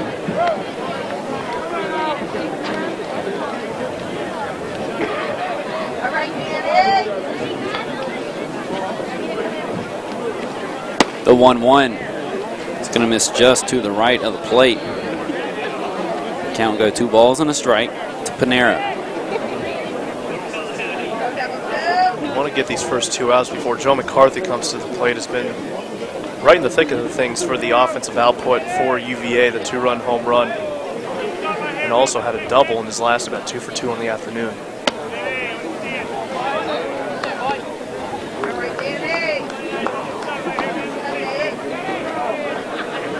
Three balls and a strike to the 262 hitter, shortstop Daniel Pinero. And that will be ball 4. Pinero will get the free pass. So once again, the University of Virginia Cavaliers have a leadoff runner on board. They've done so in every inning except for the first. So they had a leadoff single by Brandon Downs in the second, another single by LaPriest in the third, a double by McCarthy in the fourth, and now a walk by Pinero here in the fifth. This pitch is going to get fouled off to the backstop. 0-1 to Mike Pappy, who's 0 for 2 on the day. He struck out looking, and he struck out swinging. You have to think that Mike Pappy is not going to go down via the strikeout another time. It could happen, but not one of those hitters that is accustomed to striking out that often. He's a competitor. He knows how to put the ball in play. He can get around the bases. And like you said, he's not going to take us 2 strikeout day very kindly. Probably puts even more fire in his eyes as he gets all of this one as I say it, and John is already waving bye to it. It's out of here. That ball hit off the grass hill behind the right field fence. That's a 2-run home run for Mike Pappy, and that will make it 5-0. The Virginia Cavaliers just continue to build onto their lead. How about now the 2 games against JMU this year. Mike Pappy, that's homer number 3 for him in this 2-game, not series, but matchups between UVA and JMU. Absolutely, zero doubt about that one. Absolute rip off the bat of Mike Pappy over the right field wall. And what did I tell you? He had that fire in his eyes. He's a competitor. He just got all of that one. He was not going to take the 2 strikeouts very kindly, and I believe that made up for it as he just played it a 2-run shot. And that's going to be it for Michael Evans on the mound. So we'll see who the Dukes come out with. It's going to be number 12, Michael Howardson.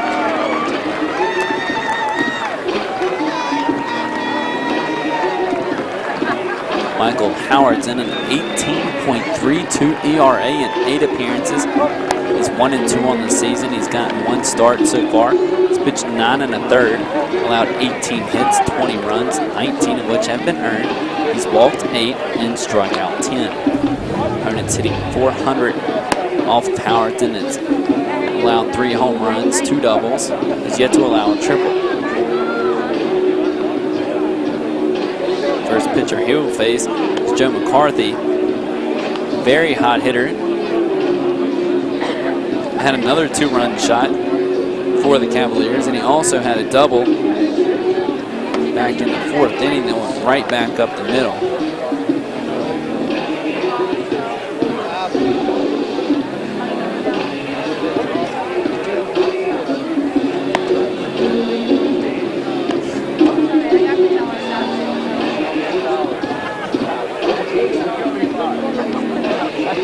Howardson will get his warm-up tosses in. Howardson, a redshirt junior, 6 foot, 170 pounds. From Chesterfield, Virginia, went to Matoaka High School.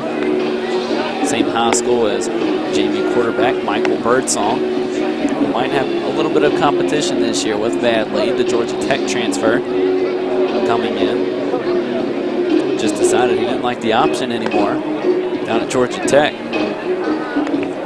Comes up north, Howardson and Birdsong, rivals from the high school I went to, Cosby High School, back in Chesterfield, Virginia. As we take a quick look at Michael Evans' line, he goes 3 innings, gives up 3 runs, 3 earned, 5 on 5 hits, gave up that 1 home run just out of Mike Pappy, struck out 2 batters and walked 3. And there you see Coach Matt Brady of the basketball Dukes, the men's basketball Dukes, in the stands here this afternoon enjoying some baseball. Down the 3rd baseline, got about one of the last seats in the house. I think they'd give this guy a VIP. Joe McCarthy's at the plate, 1-0 count. McCarthy with those 2 hits, now his 6th multi-hit game of the year. This ball is going to miss inside for ball 2. Guarantee though, if Tony Bennett walked in the house at UVA, that would hook him up. I'd say so, excuse me. Especially with the way he got those guys playing for him late in the season. UVA, just great team. As this ball is going to be lined into right field, but was it hit too far on the line? Umpire says the catch was not made by Tyler Gregory. That ball is going to fall in. That was Joe McCarthy's. This is his 9th multi-hit game of the year, his 2nd 3-hit game now. Tops that earlier this season. That ball just getting down as you take a look at the replay here. Shot down the line, just bounces on the turf in front of the glove of Tyler Gregory. Yeah, that ball just got down. Good hit by Joe McCarthy. So just a triple shy of the cycle today. Howardson right there with the filthy slider on the first pitch to Nick Howard. Howard way out in front of it. So Joe McCarthy's got a single. He has a double and a home run. Just a triple shy of the cycle. That would be a performance. And he's definitely going to get another at bat, I would say, unless he gets substituted out if things get out of hand, just to get some younger guys some bats. We saw Ben Verlander last year for Old Dominion accomplish the cycle here at Eagle Field. It's a 1-1 count at the plate to Nick Howard. He's 0 for 1. He did have a sacrifice fly back in the 4th to score Joe McCarthy from 3rd. The last time a Virginia Cavalier hit for the cycle was Hunter Wyant at High Point back on March 12th, 2001. Been a good 13 years since that happened, so I don't know, lucky 13 or lucky 7. I don't know, you can call it what you want. Joe McCarthy having a heck of a ball game here. 3-1 the count to Howard. The runner's going. The ball is picked up into right field. Tyler Gregory is on the warning track looking for the ball. Finds it, squeezes it for out number 1. Runner will have to stay put at first. A few sighs of relief from the JMU crowd here as that ball just kept trailing and trailing all the way back to the warning track. Tyler Gregory had probably about maybe a step and a half left before he would have backed up into the fence. Good play in right field.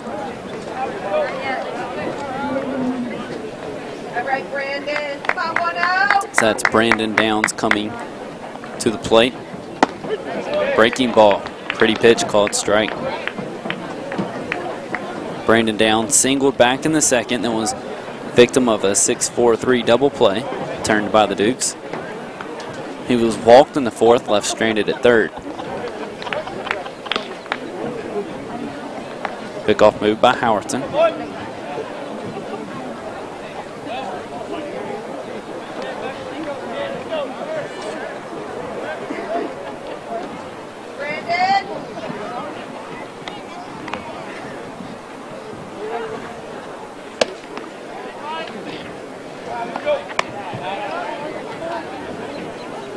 Count now 1-1 on Brandon Downs, the center fielder this afternoon. We've seen his defense on display, 1-for-1, drew the walk and had the single, so free swinger at the plate.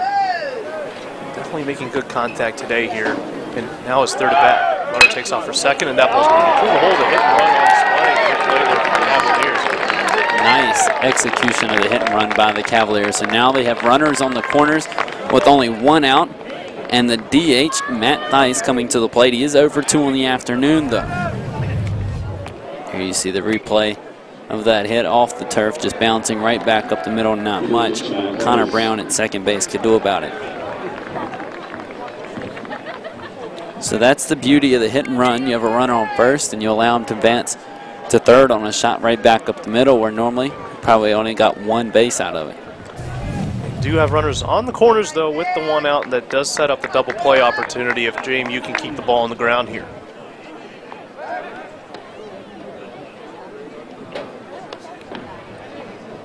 So Matt Theis is back in at first on the pickoff move by Howerton. He's a righty, so you can see the runner at third. That's McCarthy. Another pickoff move, and that was in the dirt. Almost dangerous for the Dukes.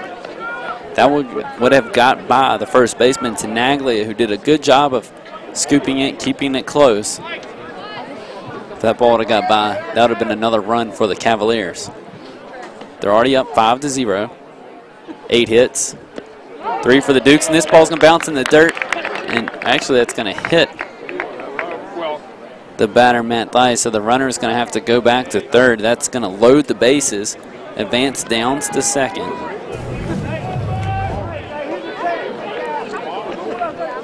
There you see bounce on, I guess just got right there on the shoe. Got on the back cleat, I believe, by Matt Theis. So that will load the bases for Michael Howerton, who entered here in the 5th. For Joe McCarthy, since he's been in, he's allowed a single. Got Nick Howard to fly out to right. Got another single to Downs. And he hit this batter. So all the runners on board are Michael Howerton's responsibilities. Here's the catcher, Nate Irving. Entered the day with a 274 average. It's up to 280. After the single in his last at bat in the 4th. Counts 1-1, 1 out. Bases juiced. He has a chance to really blow the doors off of this one here with a ball in play. Scores 2 at least. The 1-1 delivery right back up the middle. That's not going to get through. Diving play by Weston. Flipped to second. 6-4-3 on the double play by the Diamond Dukes to get Michael Howerton out of a bases loaded jam. Great defensive effort on display there by Kyle Weston, the local from Spotswood High School in Penn-Larry, Virginia. Great dive. There you see the flip. 6-4-3 on the double play. In the 5th, though, the the Cavaliers do manage to play 2 more runs, and they do so on 3 hits, no JMU errors, and they leave 3 runners stranded. After 4.5, 5-0 Cavaliers on Madison HD Sportsnet, presented by the JMU Alumni Association.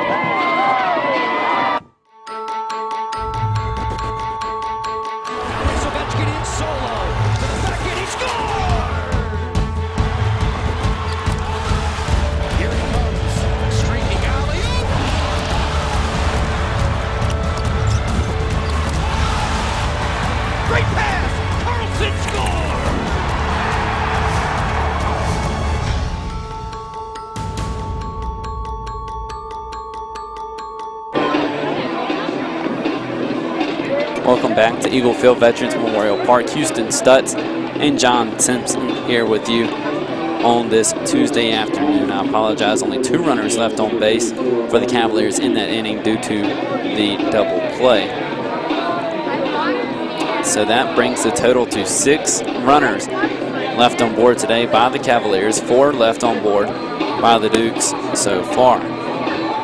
Kyle Weston likes coming back to Harrisonburg to play baseball. The shortstop turning a beauty of a double play there, lunges out to as far as around the second base, down to Tenaglia at first. The second 6-4-3 double play that Nate Irving has grounded into today. Very, very frustrating for him. UVA had a big opportunity there with just 1 away and the bases loaded to extend that 5-0 lead as there's the replay. JMU send that one into Sports Center for the top 10. Never know what might happen, but it looks like a new pitcher out on the mound for UVA. It's going to be Artie Lewicki. Lewicki on the year. This is going to be his 4th appearance, a 2-0 record, the 2.25 ERA. Has pitched 8 innings, given up 7 hits, 2 runs, both of which earned. Has not walked a batter and struck out 7. As we'll calculate what the line is for Bettinger in a moment, but Lewicki's coming on in relief of the freshman Bettinger. So Lewicki will start his work here in the 5th inning. He's a 6'3", 212-pound senior right-handed pitcher from Wickoff, New Jersey. Went to St. Joseph Regional for his high school. How about Lewicki, just one of 3 seniors on the roster for the University of Virginia? You have to think the season they're putting together this year, they're going to come back right again next year and really compete again, as Coach O'Connor is doing great things down in Charlottesville. First pitch from Lewicki of the night, a called strike on the leadoff hitter, Kai Parrott. He's in the 9 spot. Also due up Kevin Hewsome and Ty McFarland, so 9, 1, and 2 up for the Dukes. 1-1.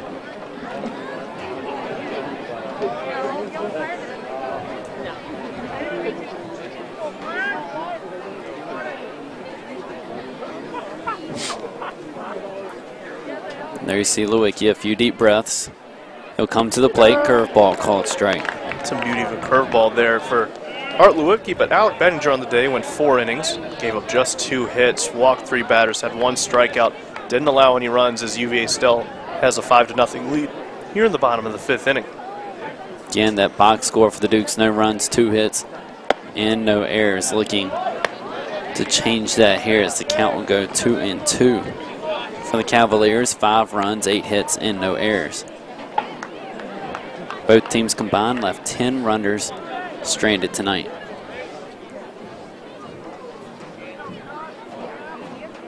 So Artie Lewicki trying to master the art of pitching. He's not going to master it there. He misses just a bit outside. Count will go full. But I believe he's definitely mastered the art of that curveball. It's looked great from when we've seen it.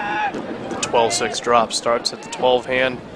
Comes right on down to the 6 and really fools hitters. The 3-2, that's a fastball, going to be popped up into right field. Moving under, it'll be Joe McCarthy, and of course he's going to squeeze it for out number 1. Parrott will go down. Nothing like a can of corn to lead off the inning for Art Lewicki. Works the count full. Then gets Josh Wyatt to make contact on the fastball just a bit behind it, lines it easily, softly out in the right field, that is, with Kai Parrott coming to the plate, who's 1 for 1 on the day with a single.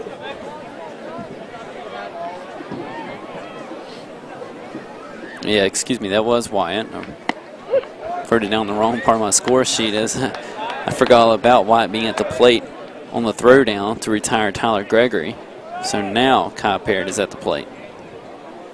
Parrott, who had that single, that was a chance for JMU to score some runs. Left the bases loaded. This ball's down the right field line, just out of play. So strike number 2 on Kai Parrott. Nothing but a long strike, and now he's behind early 0-2. He came up with runners on first and second. Tyler Gregory on that single to the left side. Thought about rounding third, was stopped by Coach McFarland.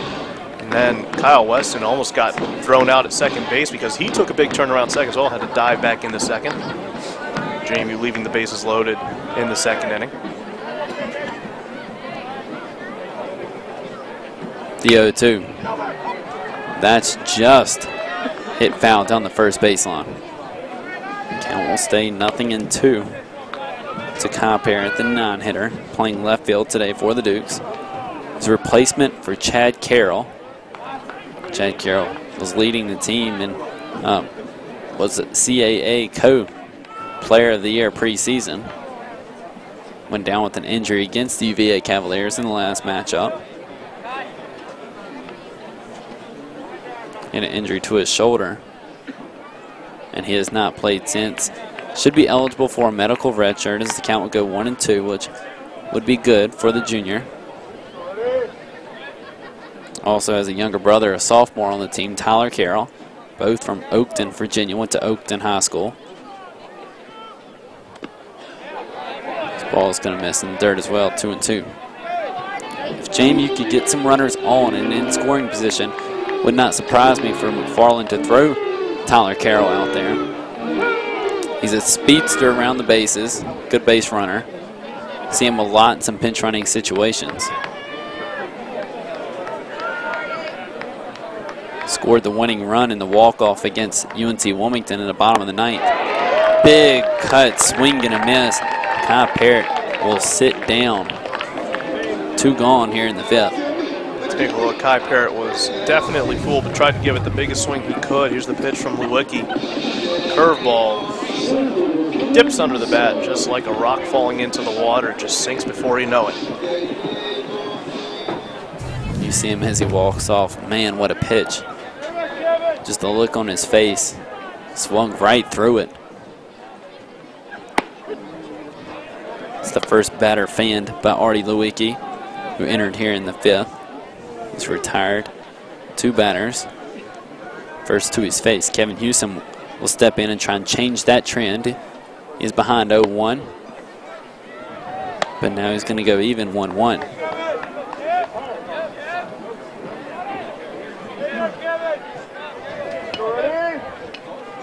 Nobody on, 2 out for the Dukes. Here in the bottom half of the 5th inning as they trail 5-0. This ball's going to be chopped down the third baseline, and it will go foul before John LaPrise can get to it. A ball and 2 strikes now to Hewson. The do-it-all center fielder can pitch as well.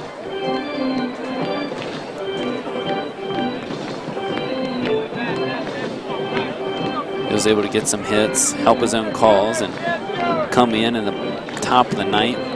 Pitch out of a bases-loaded jam against the UNC Wilmington Seahawks. Preseason favorite in the CAA. And Hewson's going to go down here.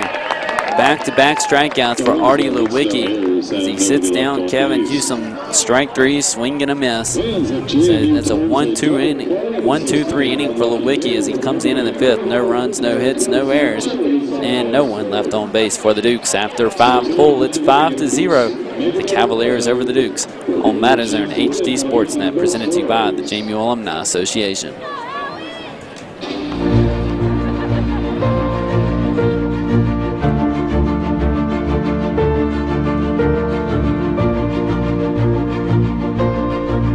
Instead of asking yourself, where did those 4 years go? Think about where the next 40 will take you.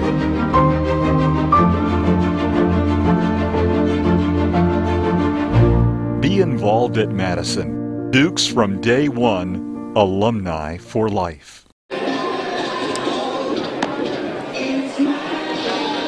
Welcome back to Eagle Field, Veterans Memorial Park. The Cavaliers from the Atlantic Coast Conference holding a 5-0 advantage over the Dukes out of the Colonial. Virginia 5 runs, 8 hits, no errors. The Dukes still 0-2-0 is their line score. Leading off for the Cavaliers here in the 6th, the 9-hitter, John LaPrice. Also due up Brandon Cogswell and Daniel Panero. So the 9-1-2 spots due up for UVA.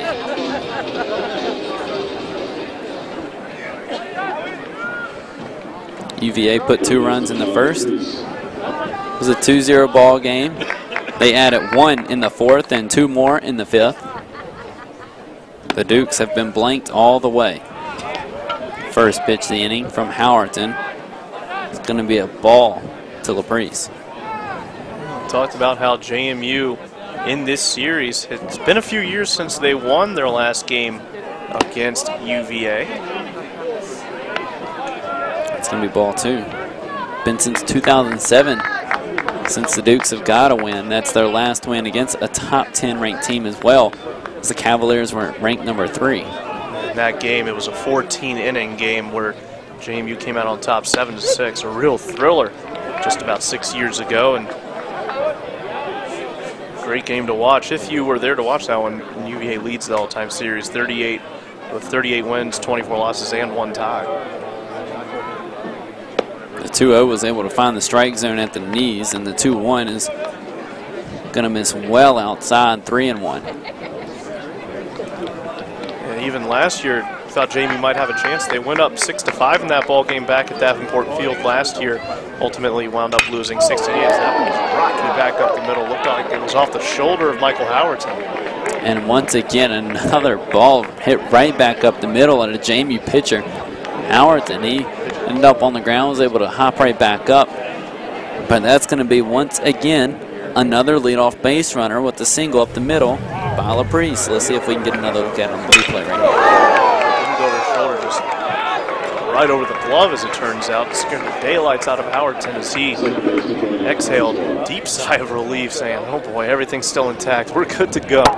Too close for comfort, especially after seeing a teammate go out there and get hit like that. It's, as a pitcher, that's got to be your greatest fear, to have one hit right back up the middle like that. The throw down as the runner goes from San Martin. Both runners, or excuse me, they say the first runner is safe, and Bobby San Martin was asking for the same interference call. Did not get it. An interesting play there at the plate. It did look like Brandon Cogswell was in the way as you look at the replay here. No, not quite. And then trying to apply the tag. Not able to get a glove down on the base runner was Kyle Weston, just underneath his glove. So no outs, runner on second base. You see Howerton's disappointment there. He thought he had him. Just Weston could not get the tag down quick enough. 1-1 at the plate. For LaPrice, that is his 4th stolen base on the year, now 4 for 5 in stolen base attempts.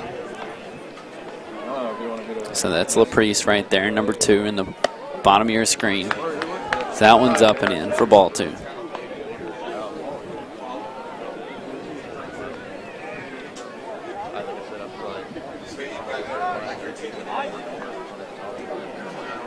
There you see Weston. Shaded over more towards the middle of the field. Going to work his way back out with that runner on second. Count go 3 balls and a strike to Cogswell at the plate. Back-to-back batters have worked 3-1 counts against Howerton. Saw the line single up the middle in the last at bat. 3-1. That quickly becomes ball 4. So another free pass issued by the Diamond Duke pitching staff. So runners will be at first and second now. So 2 on, nobody out for Daniel Panero. Walked in the first, struck out in the third, and walked in the 5th. Both times he's walked, he scored a run. So for him, he's looking to get on base and boost that .364 on base percentage. Throw down by San Martin to first base on the ball that missed upstairs. Very risky play. I don't think Tenaglia was ready for it.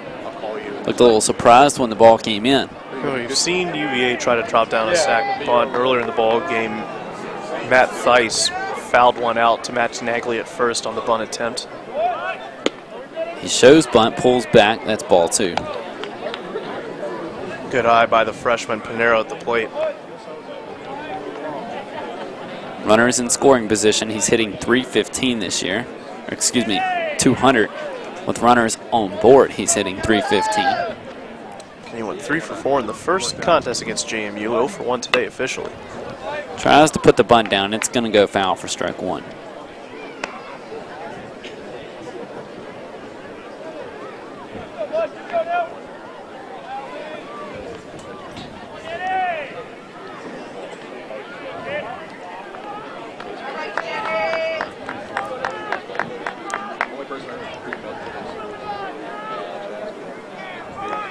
The 2-1. That's going to become 3-1 on Panera. So Howerton falling behind on the batters here in the 6th inning. Top of the 6th. Cavaliers cruising 5-0. Howerton is set. Comes to the plate. Bunt pulls back. But Joe Cruz says strike number 2.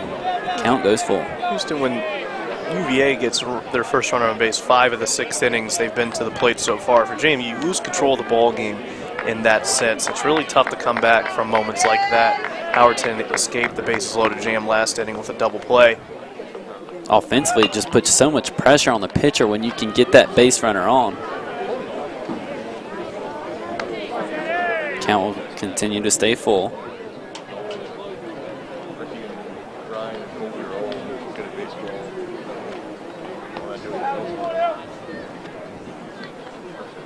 And there you see a good shot of the 45 on the back of the caps for the JMU Dukes.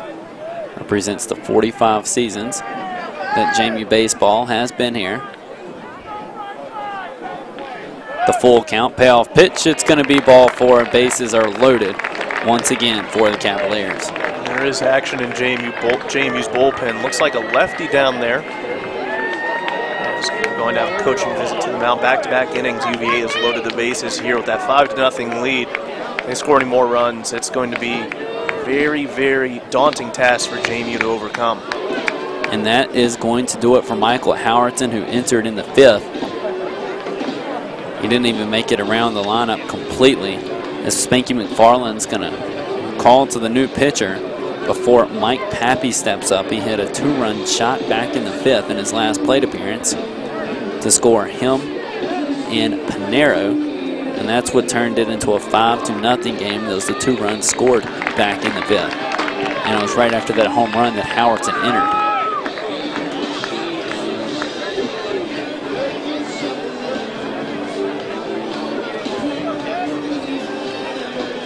Looks like it's Kevin Feehan coming out onto the mound. Feehan. And it is the left-handed pitcher for the Dukes. Feehan, the sophomore out of Fairfax, Virginia, went to Fairfax High School. Let's take a look at his line so far on the season. This is just his 4th appearance. Doesn't have an ERA of 0. Has not allowed any runs. No official record. Has only pitched 2 innings, given up 2 hits. No runs, as I said. Has not walked a batter and struck out 1. So very limited action this year. It's interesting to see Coach McFarland in such a big spot in the ballgame bring on sort of an inexperienced pitcher so far this season in Feehan. So Kevin Feehan, left-handed pitcher, sophomore, 6'1", 170. Fairfax, Virginia, went to Fairfax High School. But if you think about it in the big picture of things, this is just an out-of-conference game. And that's all you have to look at it as if you are the Dukes. I mean, it's still a loss, and it's still tough to swallow, but it's just an out-of-conference game, and you got to leave all your best stuff for the games that you can win in the conference and building your seeding for that CAA championship that will be in Wilmington, North Carolina this year. And because if you win that, you get the automatic bid to the NCAA, and this Tuesday night game in the big scheme of things won't mean anything now. True. It's Always tough, especially when you have a ranked opponent coming in. You get those competitive juices flowing before the game. Really want to come out there and bring your best A game. Right, and in that case, it is a big game. And for UVA, this game means a lot more because it looks a lot worse when you have a loss to JMU in that midweek game. When you move and try and get that at-large bid if you do not win the ACC. Which I believe it's safe to say, as long as Virginia does not tank the rest of the season, they're going to get that at-large bid. No doubt about it. Will be an NCAA tournament team come late May, early June.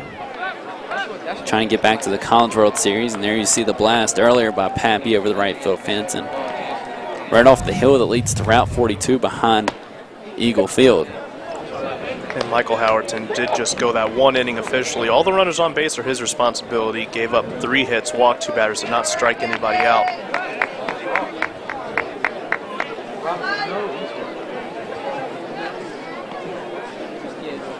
Fian, slow to come set, delivers ball 3.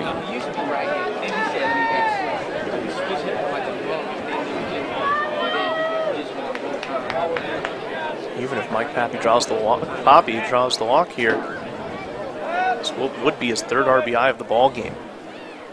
The 3-0, he's not going to take the easy RBI. He's going to hit this one on the ground to first base. And of course, the Nagla is going to go to try and turn 2. He gets the 3-6 put out. Run does score for the Cavaliers. That extends their lead to 6-0 over the Dukes of JMU.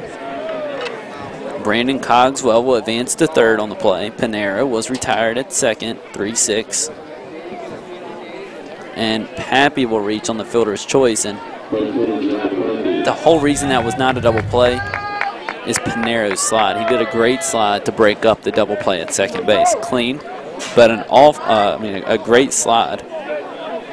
If you're Brian O'Connor, that's exactly what you wanted out of Pinero to eliminate the double play. So runners on the corners, 1 away, a 1-0 count at the plate to Joe McCarthy, and a 6-0 lead for the Cavaliers on 9 hits and no errors. Duke still with just 2 hits. The 1-0. Called strike 1, 1-1.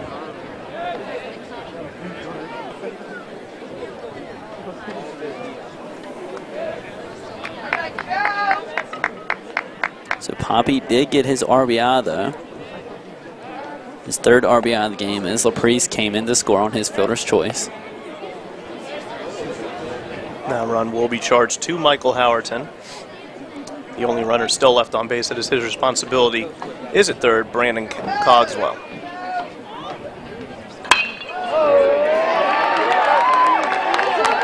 This ball is hit off the wall in right field. 2 runs will score, and that is a double for Joe McCarthy. Again, we mentioned it earlier, looking for the triple to complete the cycle. He's going to get another double on the afternoon, and possibility a chance to hit again and have another shot at it. So he's got a home run, a double, a single, and now another double.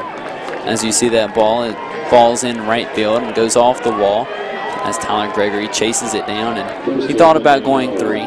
Big Eye back in at 2nd.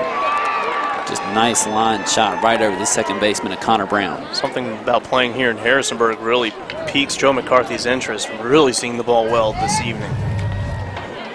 So Cogswell scored from 1st. Pappy scored from 1st. Excuse me, Cogswell scored from 3rd. Pappy scored from 1st. So cleared the bases. And McCarthy sits at 2nd. It's 0-1 at the plate to Nick Howard. Howard 0 for 2, does have a sacrifice fly back in the 4th to score McCarthy.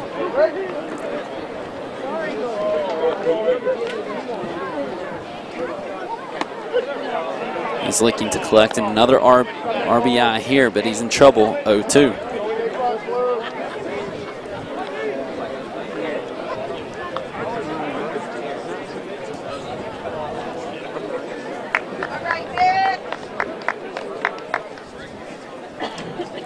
The 0-2 delivery. It's going to be below the knees. Nick Howard. ball and 2 strikes. I'd like to give a quick shout out to the family listening back home, Mom, Dad, brother Landon. He said happy birthday, and as well my Aunt Joan, listening back in Danville, Virginia. This count will go 2-2 on a pitch well inside. My dad, born in Danville, Virginia. Not sure if he's listening. He's down in Dallas right now, so. Okay, not Houston? No, not Houston. No. You know, I would say Houston's just a little bit better than Dallas. Don't have any bias or anything. I'm not from Texas, but I just love the name of that city. Houston's got a nice ring to it, don't you think, John? Yeah, I think something like that. That 2-2. This one's going to miss outside for ball 3. I don't think there are any Austins out on the field today, at least not that I know of.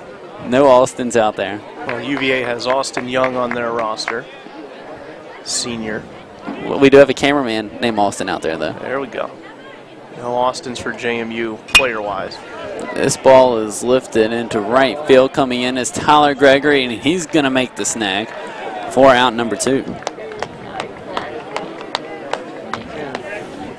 Good pitching there by Fionn to come back and really get aggressive and get Nick Howard to roll over on a pitch that he wanted him to and send it out to right field. Innocent fly ball that right fielder Tyler Gregory easily able to catch. 2 away here. There's our cameraman Austin, by the way. He didn't want to turn and look at the camera. Must be a little camera shy.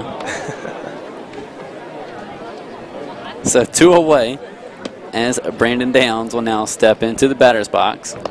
He's going to go ahead early, 1-0. Just a quick recap of those 3 runs that have scored this inning. 2 were charged to Michael Howerton, just 1 to Kevin Feehan here.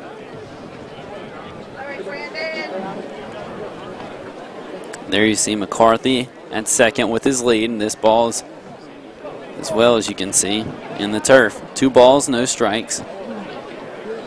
Fionn just struggling right now to find the strike zone and settle down. Again, he is young, not very much experience, as John mentioned.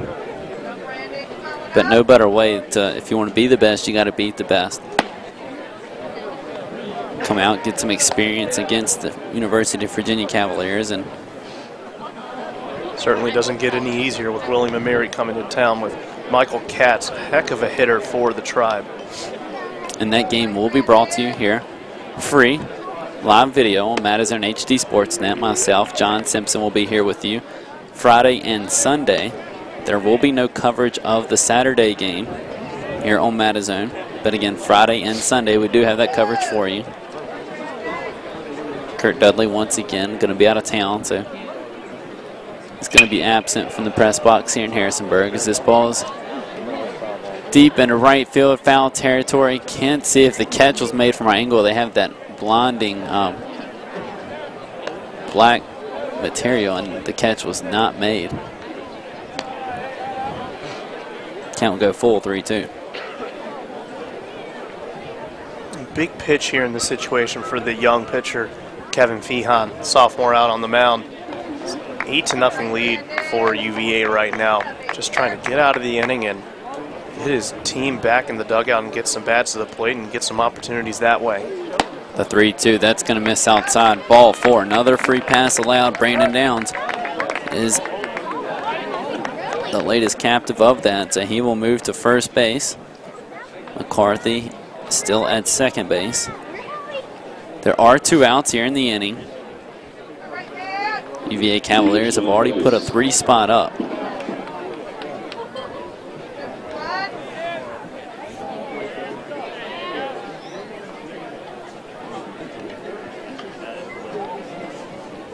Matt Theis up at the plate is 0 for 2, was hit by a pitch in his last at bat.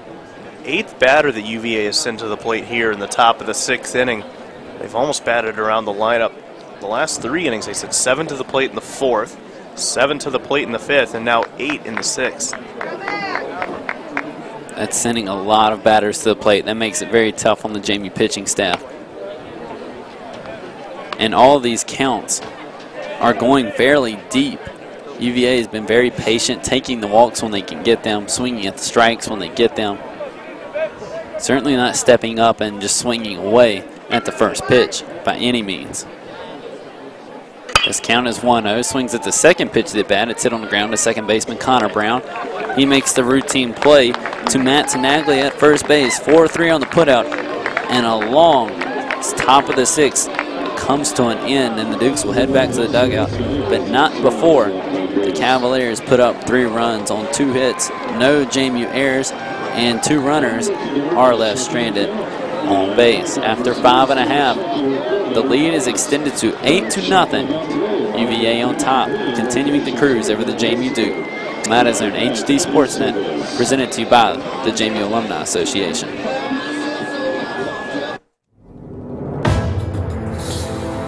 I will no longer wait until next month or the month after to download this month's hottest song. I will no longer be limited to downloading the trailer instead of the movie. Yes. Yes, I do want to download the attachment. More phones, more lines, and unlimited data with no surprises. Stand up and demand more. And tell us, wireless for the people. Switch now and we'll buy out your... Welcome back to Eagle Field, Veterans Memorial Park, Houston Stutz. John Simpson here for you in the catbird seat above Eagle Field. As you just saw the Intellos Wireless spot. This game is being presented to you by Intellos Wireless. They are the official game sponsor tonight here at the ballpark. Also one of the many active sponsors for Madison HD Sportsnet. The others help bringing you this game free. JMU Alumni Association, Comcast Sportsnet, JMU Graduate School, of course Intellos Wireless, the JMU Bookstore, Residence Inn, Quaker Steak and Lube, and Foxhill Townhome. So you can support them as they support Madison and bringing you this broadcast free of charge. Tom McFarland will step in and lead things off for the Dukes here in the bottom half of the sixth. Swinging at the first pitch. It's in right field, shallow right field as the second baseman backpedaling. Brandon Cogswell will make the catch. And once again, Tom McFarland is retired on the first pitch. Very inside-out swing, kind of fisted that one out into shallow right field. Good play there by Cogswell to retreat and really call off Joe McCarthy. McCarthy, we've seen him do it with the bat. Had a chance to do it with the glove there, but was called off by his teammate, so one away here for the Dukes. This is their time. This is the heart of the lineup if they want any chance of getting back into this ball game. Down 8-0 here in the bottom of the sixth.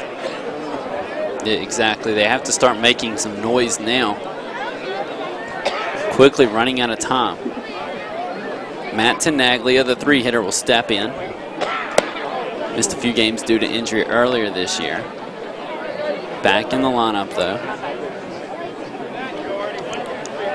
Ball and no strikes to Tenaglia.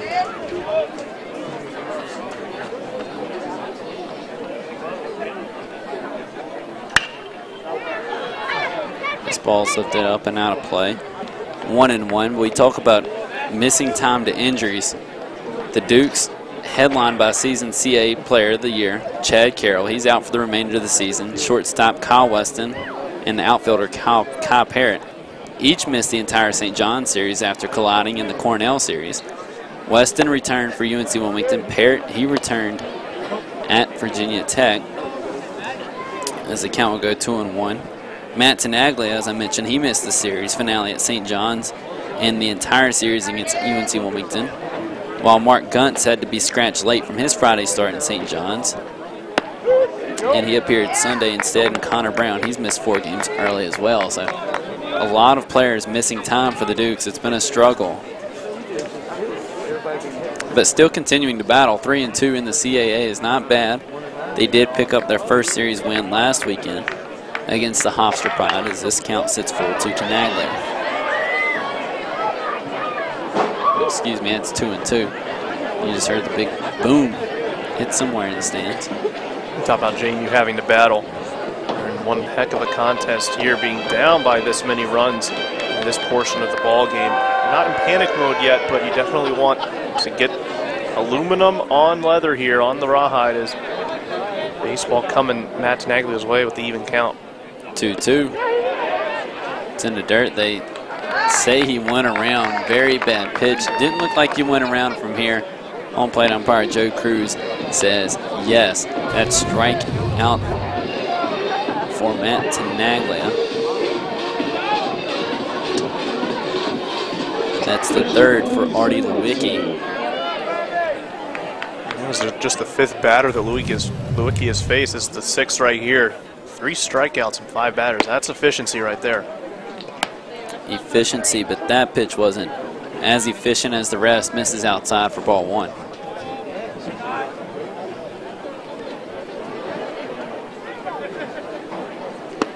Sam Martin still looking for his first hit over 2 on the afternoon. The sophomore catcher on Coach McFarland's squad. Been seeing significant playing time. Only 2 hits for the Dukes. They both came in the second by Tyler Gregory and Kyle Parrott, both of them right back up the middle. The 2-0. And Lewicki is going to fall behind 3-0. It's going to be harder to get hits here as the sun's down off blue sky, a little deeper pitch of blue. And it gets a lot colder too as the sun goes away, especially here in the valley. It's going to be harder for hitters to stay focused. And this pitch is going to be upstairs. 4 straight balls, and Bobby San Martin is going to draw the walk with 2 outs. So 1 on here in the bottom of the 6th, 2 away. Tyler Gregory, one of the 2 Dukes with the hit this afternoon, will step into the box. You mentioned that the sun, I like to say, is the sun is gone and the lights are on. Very true. Here on a Tuesday night at Eagle Field in Harrisonburg. First batter since 7 ago. 7 straight have been sat down by the UVA pitching staff. 8th batter right there. Bobby San Martin reaches base. Curveball by Lewicki finds the strike zone 0-1. 3 of the last 4 innings, JMU has gone down 1-2-3. Will not be the case here. So still a little fight left in the Diamond Dukes. So no one counts to Gregory, the right fielder. The senior goes back with back-to-back curveballs, both finding the strike zone, and both with the same outcome, 0-2 to Gregory. Big bender for Artie Lewicki. Likes to put that curveball right on the lower inside portion of the plate. Painting corners, making artwork out of his craft right here. We were talking about Houston earlier, John. Tyler Gregory is a 5'11", 200-pound senior from Dothan, Alabama, but went to the Houston Academy and then transferred to James Madison from the Wallace Community College. This account will go 1 and 2. So, I mean, he went to the Houston Academy. I'd like to go check that place out. See if you can get some sponsorship going, some brand name recognition. In that case, I should have went to the University of Houston. Could have been rocking my name everywhere I went. That is strike 3 called on Tyler Gregory. So that one in the very light threat. Swing and a miss there by Gregory. In the light threat for the Dukes in the 6th. 2 strikeouts in the inning once again for Lewicki. No runs for the Dukes, no hits, no errors, and they leave a runner stranded at first. After 6 full, Cavaliers 8, the Dukes 0. Here on Madison HD Sportsnet, presented to you by the JMU Alumni Association.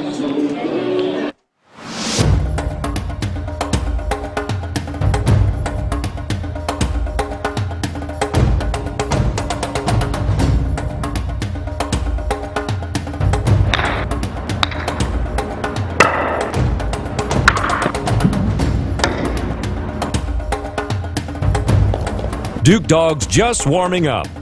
Join us for the JMU Duke Club Golf Classic on April 25th at Spotswood Country Club. Well, with a shot like that, I believe Duke Dog could play in the Masters, John. I don't know why he's not down there today as the practice rounds begin for the Masters. I got to listen to a little bit of Jack Nicholson's press conference today. Tiger Woods not playing in the Masters this weekend. Their practice round yesterday got rained out, and tickets going up very expensive. They were like $200 and some, I believe, on StubHub for yesterday's, but after the rain out, over $500. Tickets aren't that expensive here to see the Dukes play as they trail the Cavaliers 8-0. Very good crowd on hand. I believe they paid about $5 for their tickets to enjoy a very nice night here at the ballpark. Houston Stutz, John Simpson along with me this afternoon.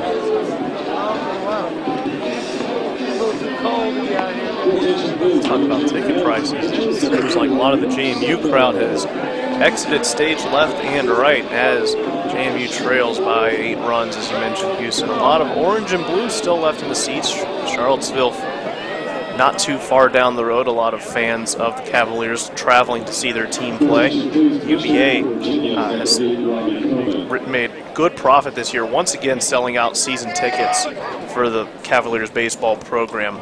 One of the top-notch programs on the East Coast. This ball is hit sharply but foul down the left field line. 0-1 to Nate Irving. UVA, you mentioned one of the top programs. ACC draws very good in attendance. And that's Luke Sutmiller out on the mound now for the Dukes, number 31. Tried to sneak by us out there, and the count will go 1-1. But Virginia is one of those schools, at least in the state, they have a very strong fan base all the way from the coast out to southwest Virginia and on up through Nova as this ball is popped up, and the catch is made by the catcher, Bobby San Martin. One away here in the 7th for the Cavaliers. You take a look at the line for Kevin Feehan. He just went the 1 inning, gave up the 1 run and 2 hits. Walked 1 batter, did not strike out anybody as Sutmiller comes out and gets Nate Irving to pop up in foul territory. A good start for Sutmiller on JMU's roster. And John LaPriest will step in. He swings at the first pitch he sees. That's going to fall in for a single in right field. So now the Cavaliers are in business. It's not the lead off, but it's the second batter of the inning. So 1 on with 1 out, and we're going to flip the lineup card, go back to the top of the order with Brandon Cogswell. We talk about LaPriest. He was 3 for 4 in the last game against JMU back on March 11th. He's 3 for 4 so far this evening. Or excuse me, 3 for 3. Drew a walk in his second at bat, so he's on first base with 1 away. Now we'll bring up Cogswell. Called strike. Yeah, I'd really like to know how many of these fans that did travel for UVA are Harrisonburg or very close vicinity natives. How many made the trip from Charlottesville? Count goes 1-1. Real quick line on Luke Sutmiller for the year, 12.27 ERA. This is 3rd appearance, no record, has pitched 3 2/3 innings.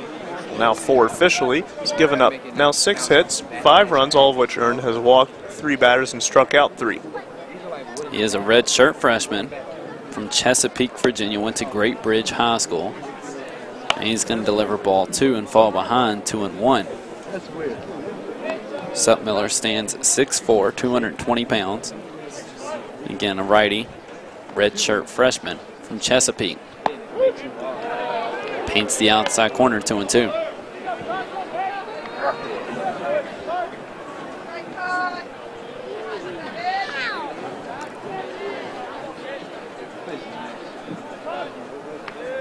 Sutmiller, long pause, comes set, winds and comes to the plate. Right back up the middle by the UVA batter once again.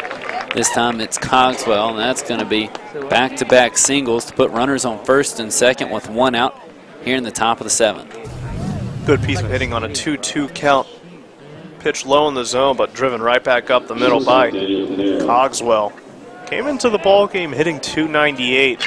Now with 38 hits on the year, was 0 for 3 with a walk in his first 4 at-bats, now 1 for 4. And here's Daniel Pinero. Pinero has scored 2 runs, both when he reached on a walk back in the 1st and in the 5th. Was thrown out at second base in the 6th inning when bases were loaded. It was a ground ball off the bat of Mike Pappy. Was forced out at second base on the fielder's choice. So he's been walked 3 times, but has scored 2 runs. The 0-1 becomes 1-1 to Panero. Close pitch there on the outside corner. Was just missed a little bit outside. So again, 2 runners on, 1 away, 1-1 count at the plate to Panero. Miller fires. It's going to be a bit inside for ball 2.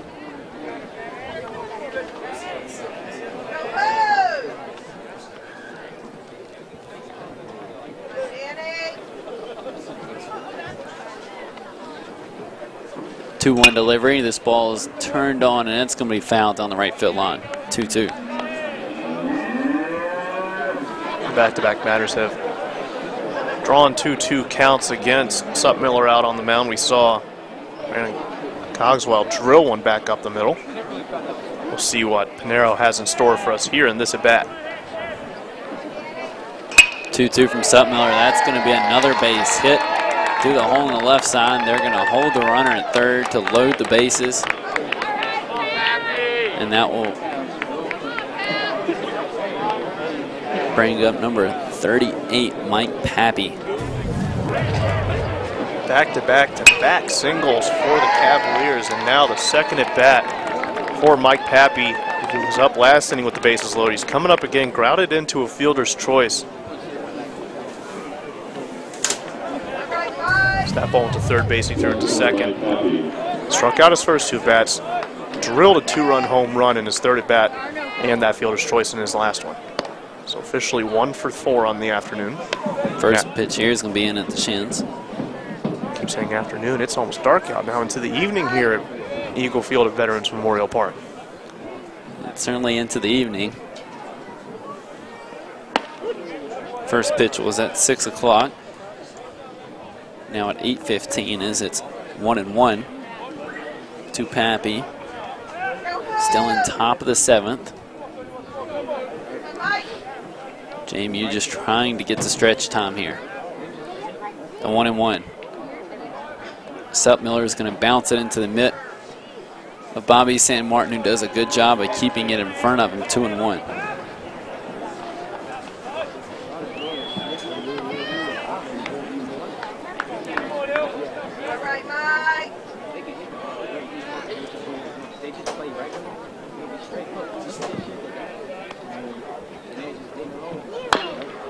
Miller will come to the plate with the 2-1. It's dribbled to the first baseman, Matt Sinaglia. He's going to step on the bag unassisted for out number 2, and that scores a run for the Cavaliers.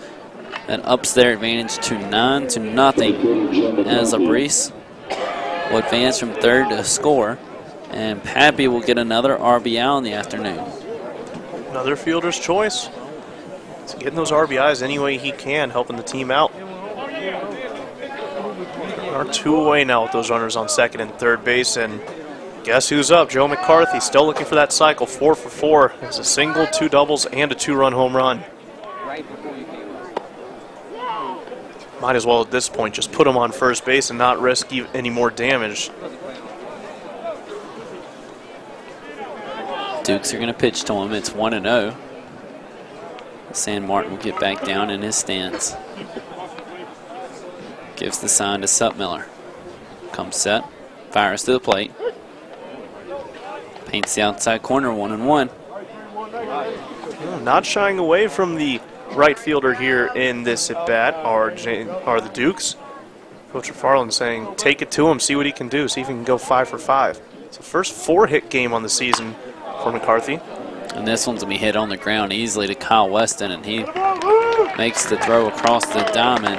6-3 on the putout. First time the Dukes have retired Joe McCarthy today, and it will get them out of the top half of the 7th and get them to stretch time. 1 run come around to score this inning on 3 UVA hits and the JMU errors. And there were 2 runners left stranded. After 6.5 innings here at Veterans Memorial Park, 9-0, the Cavaliers over the Dukes. And that is on HD Sportsnet, presented to you by the JMU Alumni Association. If you love wings, if you love rings, and all kinds of other tempting things, great times, great food, get to Quaker Steak and Lube. Get saucy at Quaker Steak and Lube. Feel the heat with new Sriracha Chicken Tacos, Island Jerk Chicken Sandwich, or Sweet Heat Curry Chicken Wrap. Now for a limited time. Great times, great food. Get to Quaker Steak and Lube.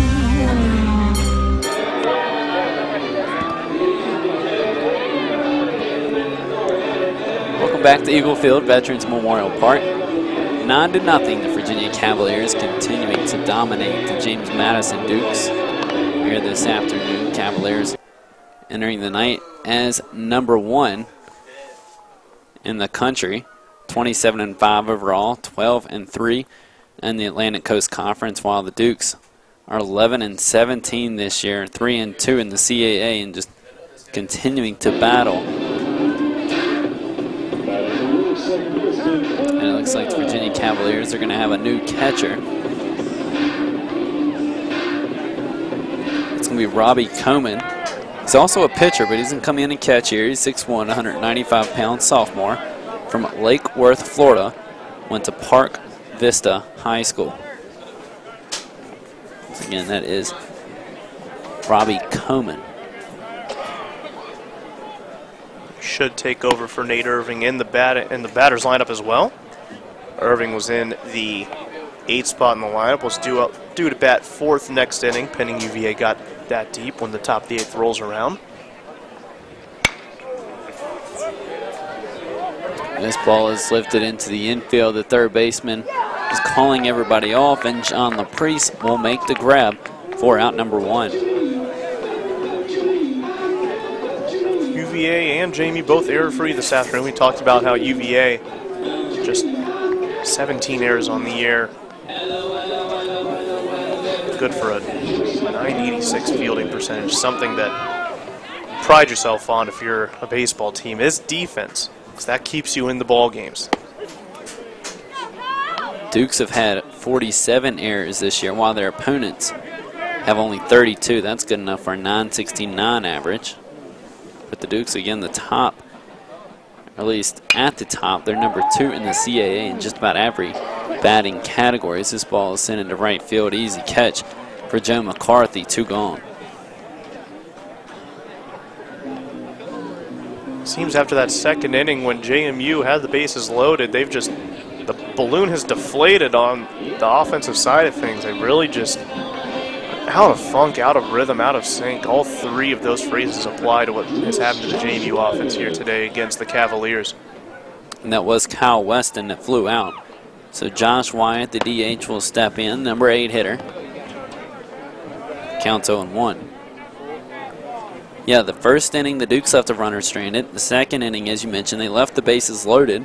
Then in 3rd, 4th, and 5th, put a goose egg beside runners left on base, and then they added 1 stranded back in the 6th, and that was Bobby San Martin, who reached on a walk.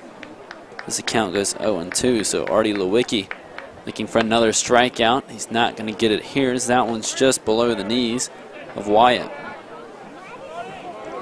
Wyatt 0 for 2 on the day. Flew out to center and flew out to right.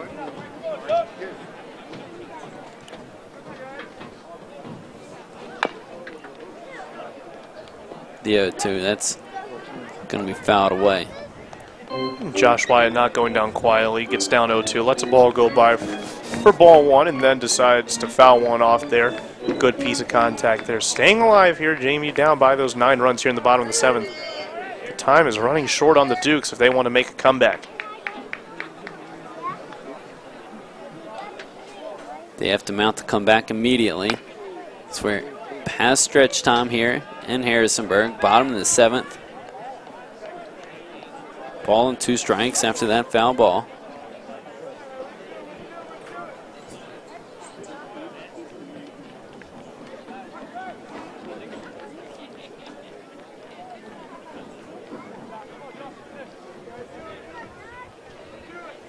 Lewicki getting his deep breaths, and then he's going to step off as time is called by Josh Wyatt. Kai Parrott in the batter's box, one of 2 Dukes to have a hit on the afternoon, joining Tyler Gregory. 1-2, swing and a miss, and that will retire the side in order. Artie Lewicki, 5 strikeouts and 3 innings of work here in Harrisonburg. So once again, the Dukes will go down in order. No runs, no hits, no errors, and no one left on base. After 7 full, 9-0. University of Virginia Cavaliers on top on Madison HD Sportsnet, presented by the JMU Alumni Association. I knew going to JMU would be more about just getting a master's. I just knew that it was the place for me. I feel as though that I'm a part of the institution. You will never meet a stranger. Everyone is always willing to help you out and to help you through your graduate experience here at James Madison University. The graduate school here is a great choice. The education that you receive is top-notch. It's one of the best in the country. And from here, everything is possible.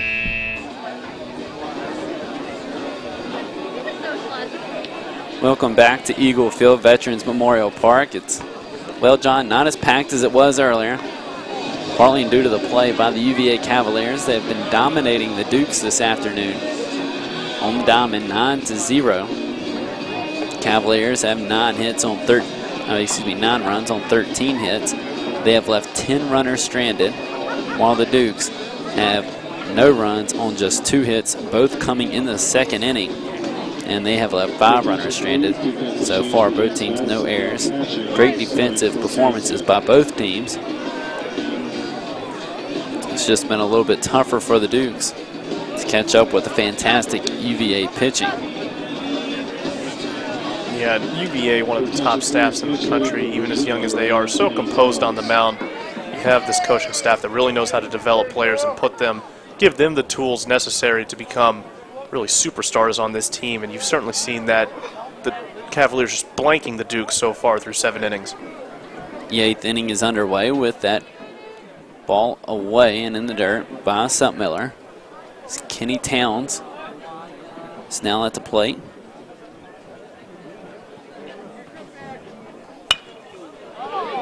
This ball's going to be popped up and out of play for a strike one, 1-1. So Kenny Towns is going to be a pinch hitter for Nick Howard, the first baseman.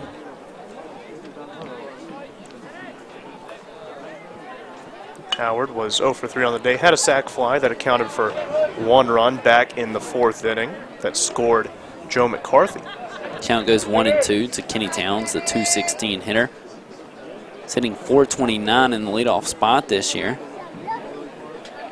Towns is 6 foot, 185-pound junior from Burke, Virginia, went to Lake Braddock High School. Time is called. Towns steps out. So assuming Towns would go in, since he's listed as an infielder at first base for Nick Howard, whose day is probably done, as the count will go 2-2. So UVA getting to cycle through players and get some guys some at-bats.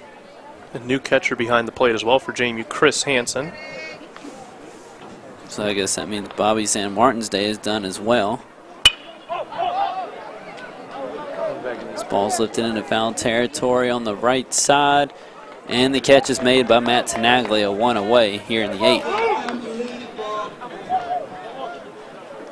So 1 up, 1 down for the Dukes. Positive start to the inning for Luke Suttmiller.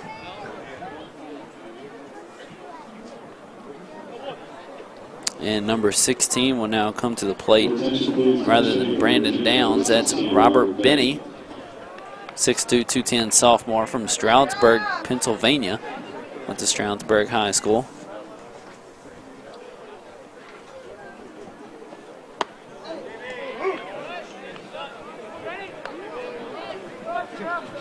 Strike 1 to Benny.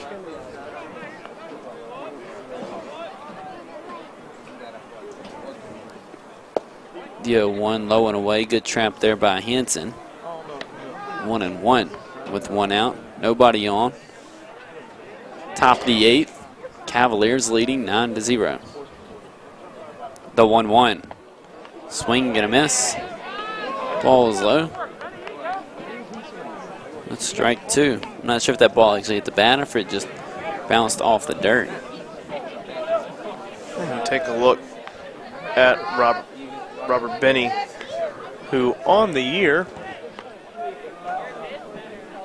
just has 4 starts. This is his 9th game he's appeared in. This is his 18th at bat. Only has 2 hits. He's not going to get the third there. Swing and a miss. Luke Sutmiller was strikeout number 1. Sutmiller pitching pretty well. Gave up that 1 run last inning. Other than that, has really reared back and done what he's needed to do here through 2 hitters in the top of the 8th. So 2 up, 2 down. Sutmiller's going to try and make it 3 up, 3 down and retire the side in order for the first time today.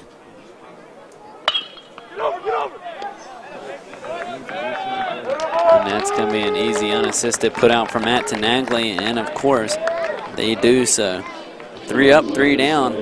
As I just mentioned, the Cavaliers are retired in order for the first time today. No runs, no hits, no errors, and no one left on base after 7.5. 9-0 Cavaliers continuing to control the Dukes here on Madison HD Sportsnet, presented to you by the JMU Alumni Association.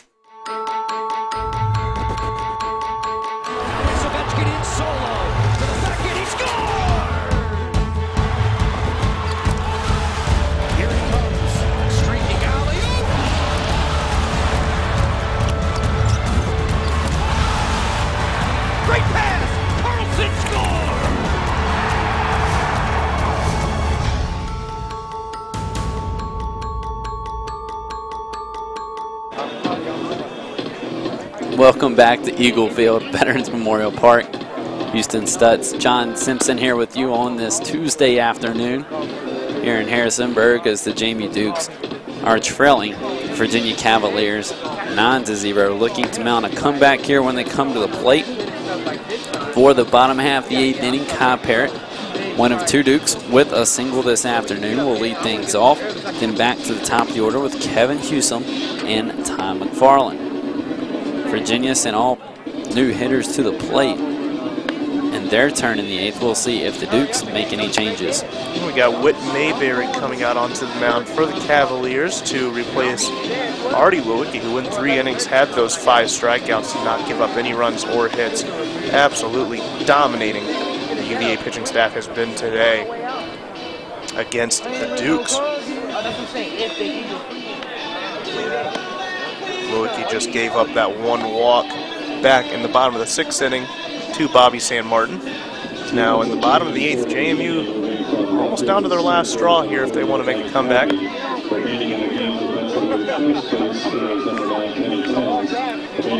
So Whit Mayberry is the new pitcher. Behind the plate is Robbie Coman at first base, is Kenny Towns. At second base is still Brandon Cogswell. Daniel Pinero is still at shortstop. Laprise still at third. Robert Benny is in left field. That moves Happy to center field, and McCarthy, Joe McCarthy, is still in right. As the leadoff hitter, Kai Parrott is retired. Here's another look at on the Madison HD replay. Off the glove of the pitcher, but the shortstop there, Daniel Pinero, comes through, backing him up, 6-3 on the putout.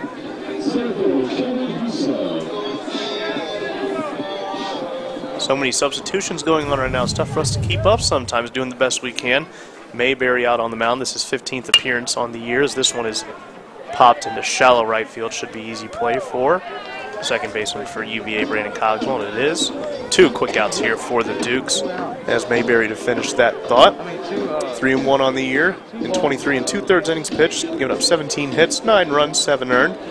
Has issued 5 walks and struck out 27 batters. How about that? Better than a 5-to-1 strikeout to walk ratio. I'd say that's very effective, to say the least.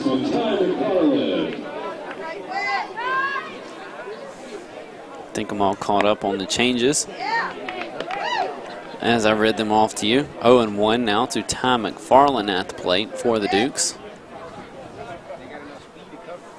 Ty McFarland 0 for 3, just looking to get some type of offense going today. Strike 2 on the outside corner. Struck out looking, popped up to first base, popped up to second base, and now Ty McFarland's behind 0-2. delivery from Mayberry. Miss outside for ball 1. It's one of the strongest fastballs we've seen all day. Mayberry has to touch at least in the low 90s, if not mid-90s on that fastball.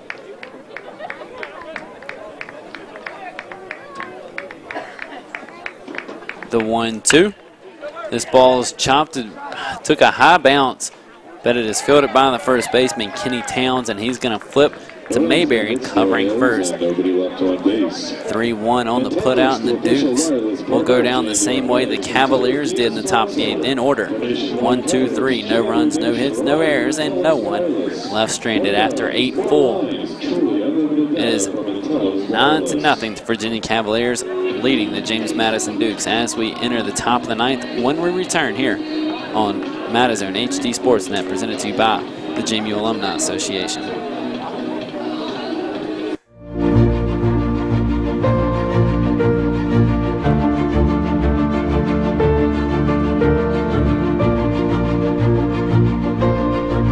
Instead of asking yourself, where did those 4 years go?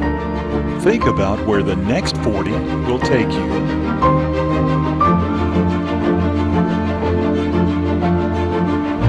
Be involved at Madison. Dukes from day one, alumni for life.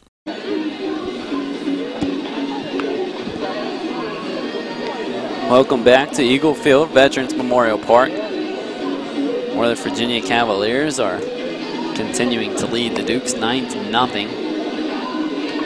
The Cavaliers have done so. 13 hits, no errors, 10 runners left on board. Dukes still, again, only 2 hits, no errors, and 5 left stranded. The last time the Dukes were able to get a hit was all the way back in the 2nd when this was a 2-0 game, and the Dukes still had a really good fighting chance and thought things were going to break over the edge, but their luck turned the wrong way and everything just went downhill from there, while UVA just continued to pour it on. Yeah, it turned sour real quick, and that taste was left in the mouths of the Dukes. As we've got Robbie Coleman up at the plate, came as a defensive substitution, fouls this one down the left side. Coleman, this is 23rd appearance in 54 at-bats, has 15 hits. He's driven in 10 runs for the Cavaliers, batting .278 on the year.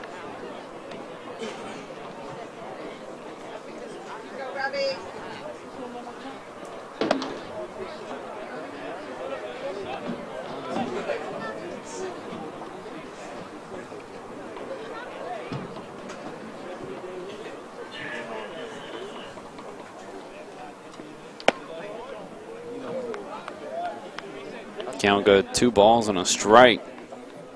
Now to Coleman, wearing the number 8 for the Cavaliers. 2-2 now after the strike from Sup Miller.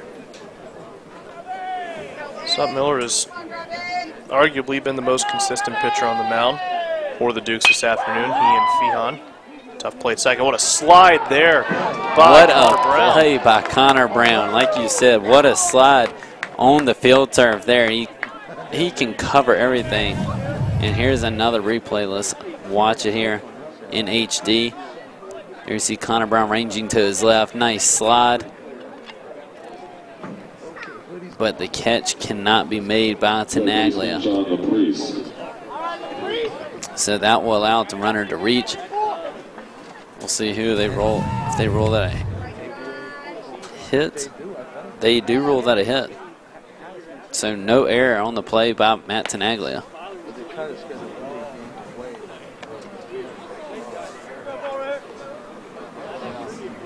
I think Tenaglia, that shouldn't have been too hard of a bounce for him to pick up.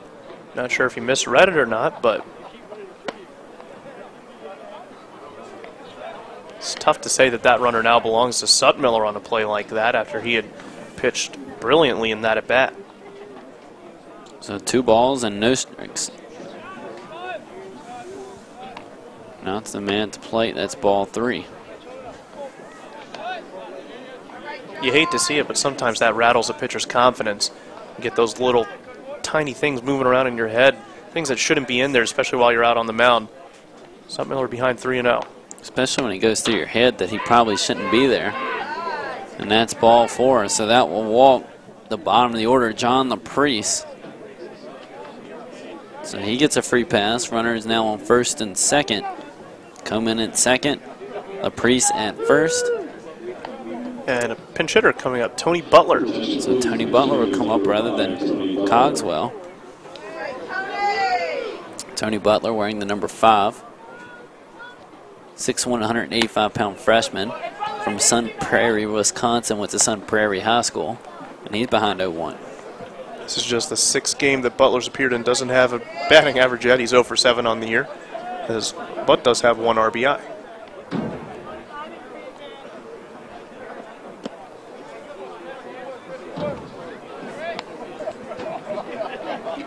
Counts 1-1 to Butler.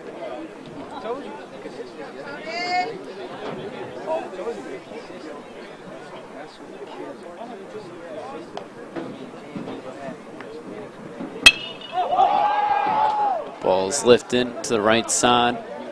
Foul territory. Calling for it is Matt Tenaglia. Almost a collision between Chris Hansen, the catcher, and Tenaglia.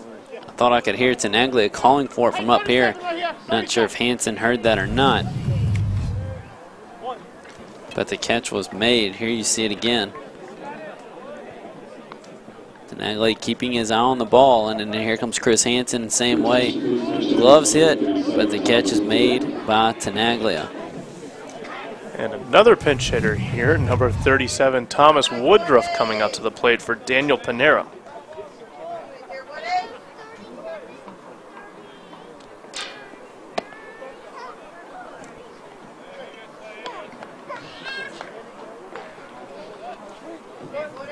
So we'll see what Woodruff has. This is his 5th appearance. Batting .333, 1 for 3 with a double so far this season. He's walked once and has not struck out. The 1-0, swing and miss, strike 1.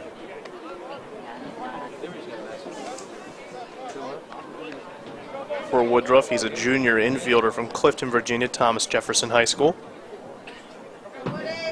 5'11", 175, bats right and throws right as well. The 1-1. Strike number 2 from Sutmiller. 1-2 now to Thomas Woodruff. Assume he's going to go in and play shortstop for Daniel Panero. Tony Butler will probably take over at second base.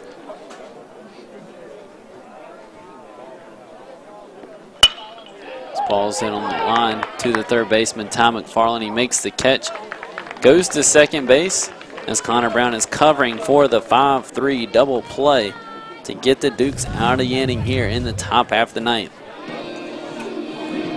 For the Cavaliers, no runs on only 1 hit, no fielding errors by the Dukes, and 2 runners left stranded. So after 8.5, it's 9-0. The Cavaliers, Dukes coming up for the final time, getting to plate 10 or 9 for another inning here on Madison HD Sportsnet, presented by the JMU Alumni Association. I will no longer wait until next month or the month after to download this month's hottest song. I will no longer be limited to downloading the trailer instead of the movie. Yes, I do want to download the attachment. More phones, more lines, and unlimited data with no surprises. Stand up and demand more. And tell us, wireless for the people. Switch now and we'll buy out your...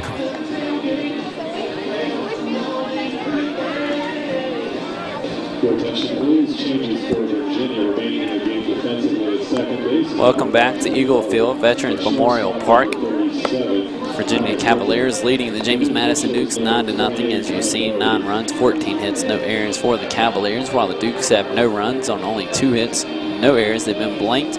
On the Cavaliers, put 2 up in the first. They added another 1 in the fourth, another 2 in the 5th, a 3 spot in the 6th, and then tacked on their final in the 7th. So the Dukes looking to tack on 9 here. They'll have to do it against a new pitcher again for UVA, number 28, Kevin Doherty, a left-handed pitcher. Doherty on the year, 1.08 ERA. Coming in for game number 7 here. He's pitching in the 3rd innings, giving up 3 hits, 1 run, which was earned, and walked 5 batters and struck out 3. Opponents hitting just 115 off of him. So Whit Mayberry goes just 1 inning, sits down. The Dukes in order. So 1 inning for him, doesn't give up any runs or hits, didn't strike out anybody or walk anybody. Pretty clean slate. Clean slate, and that's what Kevin Doherty would be looking to do as well, the sophomore. He's a 6-foot, 185-pound left-handed pitcher from Laytonsville, Maryland, went to Good Counsel. Roommate freshman here also went to Good Counsel High School. And you take a look at the line for Luke Suttmiller, who, pending JMU doesn't make the comeback of all comebacks, went 3 innings. He gave up 1 run, which was earned, 4 hits, struck out 1 batter and walked 2. So 5 pitchers this evening for the Dukes, 4 now for UVA. And UVA pitchers just really haven't ran into trouble all day long. Great pitching from the Cavalier staff. Start the 9th inning for the Dukes. Matt Tenaglia, and that's going to be strike 1 on the outside corner. Tenaglia 0 for 3 on the afternoon, struck out once and flown out to left and grounded out to first base. The good thing for the Dukes is they have another game tomorrow night as this pitch well inside on Tenaglia 1-1, is that they play tomorrow against Stratford. Obviously, it's not the Virginia Cavaliers that they're going to be playing against. I mean, Radford certainly is going to be a good battle for the Dukes. So count go 2 balls and a strike. But it'll give them a chance after this outing. Only 2 hits, Kai Parrott and Connor Brown. Or excuse me, Tyler Gregory with that other hit. So it'll give them a chance to get that momentum up, that confidence up, especially going into that series against William & Mary, because you do not want this, as you said earlier, sour taste left in your mouth, especially going in to the series against the CAA leader as of right now, 2-2.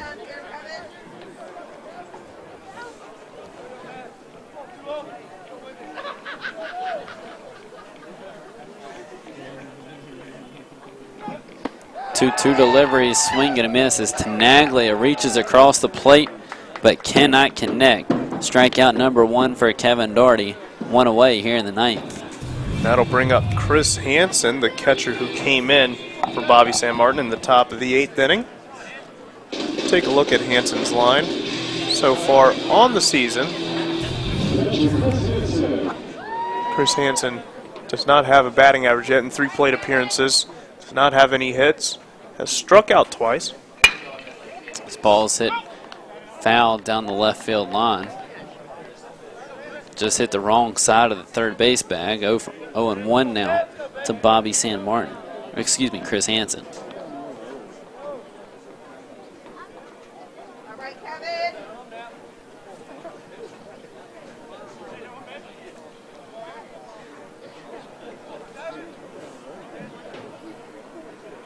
Hansen swings on the 0-1, hits it to the first baseman, Kenny Towns. Fields it, steps on the bag, 2 gone. Dukes down to their final out of the 9th, trailing 9-0 to UVA. Tyler Gregory will come up to the plate. Singled in his first at bat, walked in the 4th, struck out in the 6th. All that's left is an extra base hit.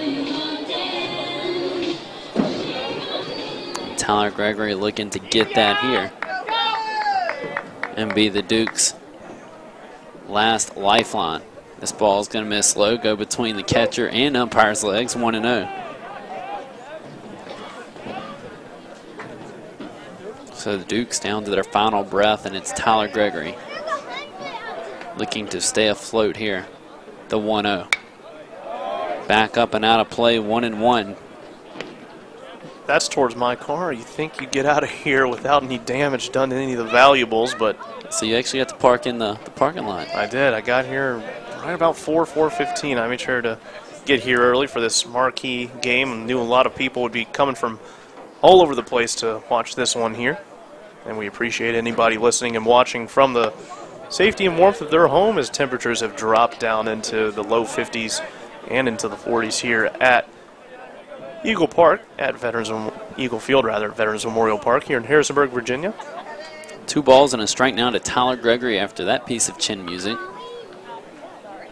Certainly up and in, the 2-1. Swing and a miss. Count will go even 2-2. Yeah, I had to park across the street and a lot over there across from Memorial. Memorial, great facility for JMU. Memorial Hall, that is. Great facility for JMU baseball and softball. Indoor batting facilities and locker rooms.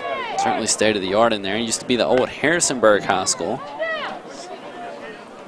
And Veterans Memorial Park got its name for soldiers fought during World War I and World War II here in the Harrisonburg and Rockingham County area.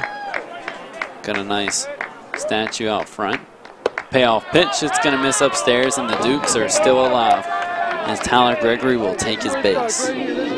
Second walk drawn by Gregory tonight, and that'll bring up number 2, Connor Brown. Connor, who's been on a nice little hot streak as of late, represents the last chance here for JMU if they want to get something done. Actually, aside from his last 5 games, was hitting pretty well, but just 3 for 18 over the last 5, including that Hofstra series over the weekend where JMU took 2 out of 3. So Connor Brown will dig in, swinging at the first pitch and not connecting. 0-1.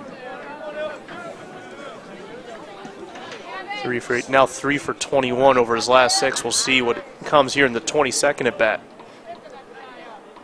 Again, just these guys looking for something to hang their hats on after tonight. As the count will go 0-2. Hopefully the Radford game can be a little more pleasing to the Dukes and their fans tomorrow night at Bradford. First pitch scheduled for 6 p.m. down there in Highlander country as this ball's lifted out of play. 0-2 will stay the count. Just need to get some momentum, get that snowball effect going, start rolling down the hill before you welcome in William & Mary to town for Friday, Saturday, and Sunday 3-game series. Madison HD Sportsnet will have coverage for you beginning Friday. Also have the series finale on Sunday. Ball and 2 strikes pitched just above the letters. And Friday night, first pitch is set for 6:30 between the Dukes and the Tribe. And Sunday's first pitch on April 13th is set for 2 p.m. We'll go on the air 6:20 Friday and 1:50 on Sunday. Again, a ball and 2 strikes, 2 outs. This ball's chopped foul, stay the same, 1-2. Runner on first for the Dukes. That's Tyler Gregory. Bottom of the 9th, trailing 9-0. Dukes have been blanked so far. The 1-2 from Daugherty, and again just continuing to stay alive is Connor Brown as that ball is back up and out of play. Brown will not go down easy here, continuing to fight. It's fouled off 3 pitches. So he's seen what Daugherty has to offer. So he was able to turn on one here with 2 outs in the bottom of the 9th. The 1-2, once again, battled back up and out of play. So Connor Brown, literally, he's on life support right now for the Dukes, just continuing to battle. The Dukes running out of options.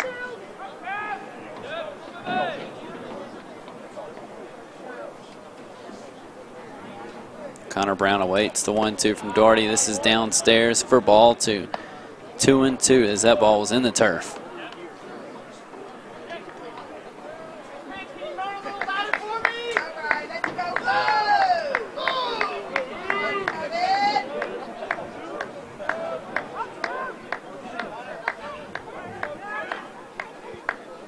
Two. Ball 3. Just misses on the outside corner.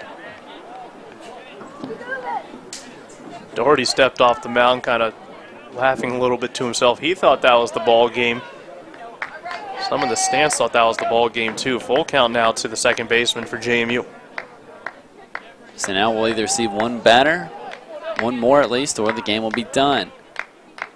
Payoff pitch, the runner is going. That's ball 4. Runners on first and second now for the Dukes in the bottom of the ninth with 2 away, and they trail 9-0. Life support keeps beating away here as the Dukes finding ways to get runners on base. Kyle Weston coming up to the plate. 0 for 2 on the day. Drew a walk in his first bat. Flew out to center in his second and popped out to right field back in the 7th inning.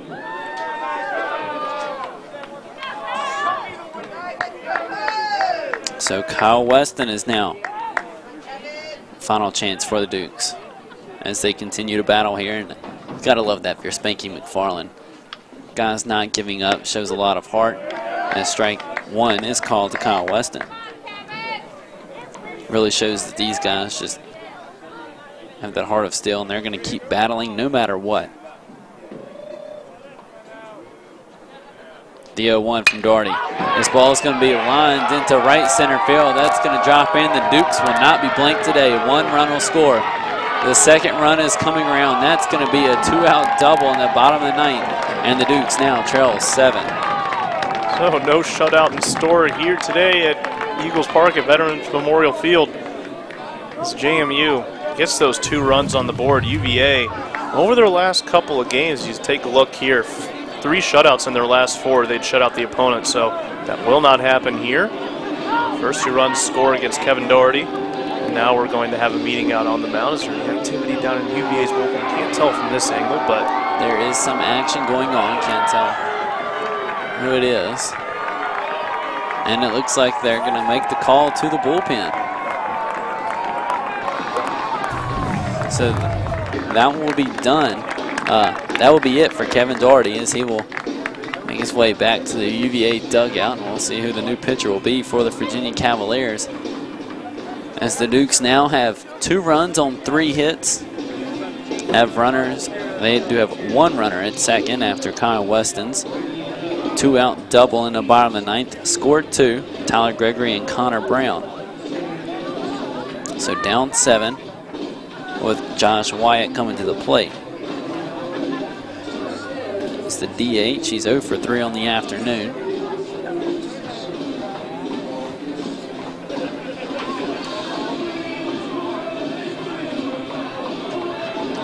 new pitcher for UVA is Austin Young. We talked about the Austins on the roster. Houston with that nice ring to it. How about Austin Young getting a shot here, the senior for the Cavaliers? Wearing number 39, he's a 6'4", 225-pound senior. Right-handed pitcher from Mechanicsville, Virginia. Went to Atlee High School.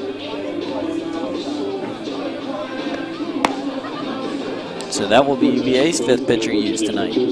Doherty goes 2/3 of an inning. Has given up 2 runs. Weston standing on second base is his responsibility. Gave up that double to him. That was a lone hit he gave up. Struck out 1 batter, walked 2. And now trying to close it out. Here comes Austin Young. Young on the year. 1.86 ERA. This is going to be his 9th appearance. Gone 9 2/3 innings. Given up 10 hits, 2 runs, both of which earned. Has walked 1 batter and struck out 6.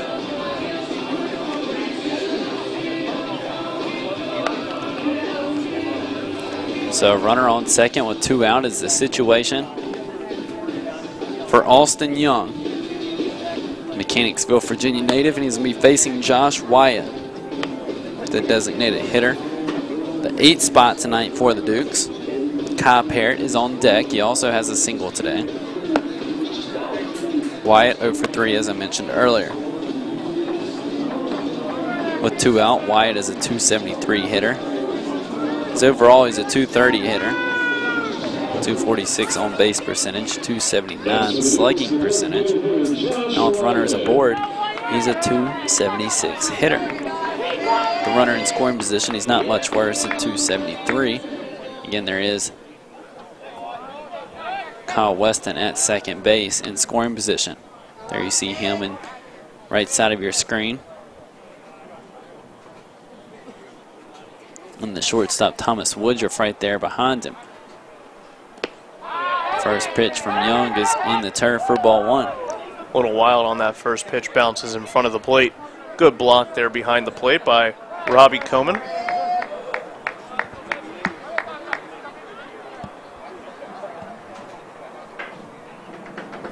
Young to the plate, ball two.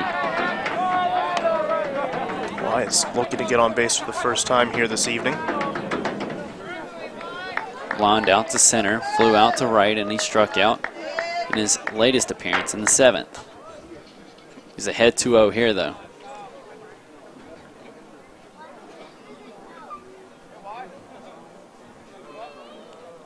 The 2-0 pitch. It's going to miss outside for ball three, so Young comes in and struggles to find the strike zone, and Wyatt is looking good in the count.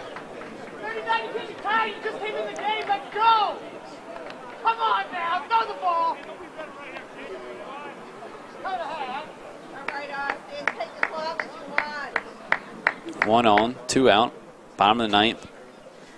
Dukes trail by 7, 3-0 count, and that's the first strike of the bat, first strike of the night by Austin Young. Count goes 3-1. That was a beauty right down the pipe. Of course, 3-0, you're gonna hold off on that. Especially with a new pitcher on the mound, you want to see him locate the zone. The 3-1 delivery, and this ball is gonna go foul, 3-2. Contact made by Josh Wyatt. He's just got to straighten that ball out. He shot it foul off the top of the bat.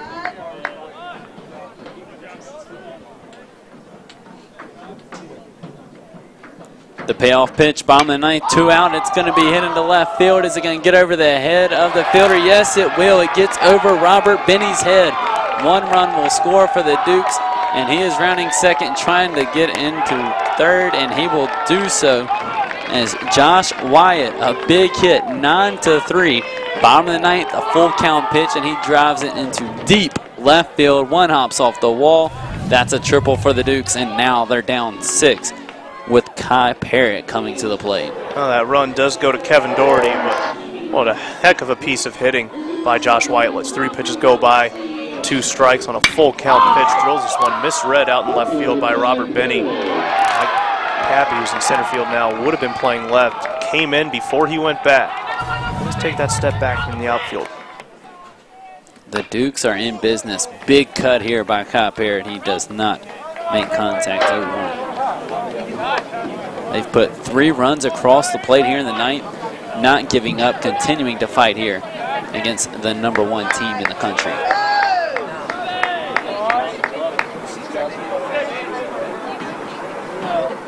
The 0-1 with 2 away.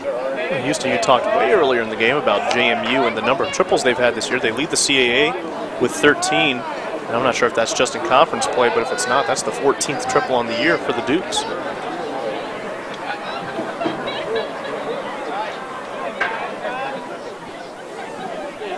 The 1-1 swing and miss. 1-2. Kyle Parrott could not catch up to the fastball. That is the 14th triple of the year by the Dukes. They have 19 home runs and 60 doubles entering the night, that is. This ball's cut on and out will go foul. 1-2 still. Well, the Dukes did have a double earlier tonight by Kyle Weston, so 61 doubles on the year, 20 triples now. Or excuse me, 14 triples, 19 home runs. Pitch is going to miss outside, 2-2. That ball almost missed the entire right-handed hitter's box over there. Definitely got away from Young on the mound, to say the least. Robbie Coman had to reach for it. If that ball would have got by, another run would have been plated by the Dukes and made it a 5-run game. And swing and a miss, strike 3. That will do it. Kai Parrott will go down in frustration. And that's the ball game, folks. The Dukes, they mount a comeback in the 9th. Not big enough to get the win, however. They played 3 runs on 2 hits. No UVA errors, and they leave a runner just 90 feet away from home. So that will do it for UVA and JMU. UVA picks up the victory 9-3 over the James Madison Dukes, and they will improve to 28-5 on the year, while James Madison will fall to 11-17. Again, for the Cavaliers, 9 runs, 14 hits, no errors, big number. They left 11 runners stranded, so they still had plenty of opportunities to score more runs, while the Dukes played at 3 runs on 4 hits, no errors, and they left 6 runners stranded. We're going to take a quick break. When we come back, we'll wrap it up. Final stats, final thoughts from John and myself. You're listening to Madison HD Sportsnet, presented by the JMU Alumni Association.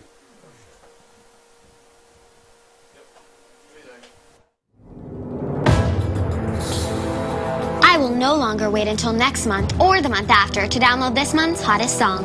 I will no longer be limited to downloading the trailer instead of the movie.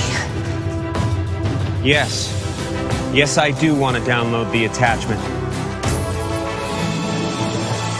More phones, more lines, and unlimited data with no surprises. Stand up and demand more. And tell us, wireless for the people. Switch now and we'll buy out your contract.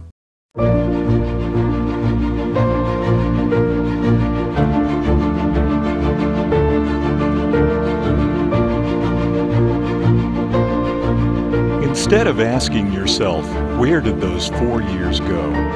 Think about where the next 40 will take you.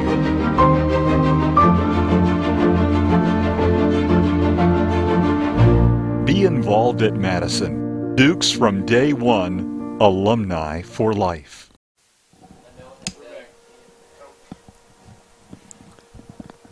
Welcome back to Veterans Memorial Park, Eagle Field, where the Virginia Cavaliers, #1 ranked Virginia Cavaliers, beat the James Madison Dukes 9-3 as the Dukes fall to 11-18, and the Cavaliers improve to 28-5 on the year.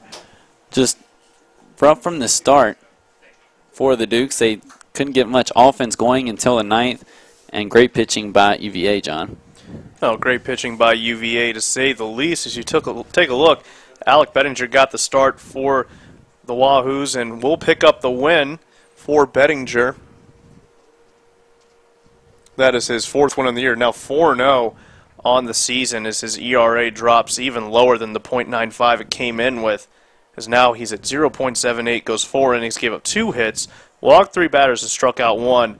JMU did not register another hit until the 9th inning, so 7 innings between JMU's hits. And you talk about what was the key in this ballgame. It was the pitching. JMU had the bases loaded in that 2nd inning, didn't push any runs across, and the Cavaliers definitely doused that eager flame of sorts for the Dukes as they just really went cold in the batter's box after they've been really hitting the ball fairly well over their last couple of games. Ben Gardner, tough loss for him to take. Only pitched 1 inning. Of course, he got hit at the end of that by Nick Howard on a line drive back up the middle. He allowed 1 hit, 2 runs, both of which were earned on that 2-run shot by Joe McCarthy. Walked 1, struck out 1 in the 4 batters he faced in the 1st inning.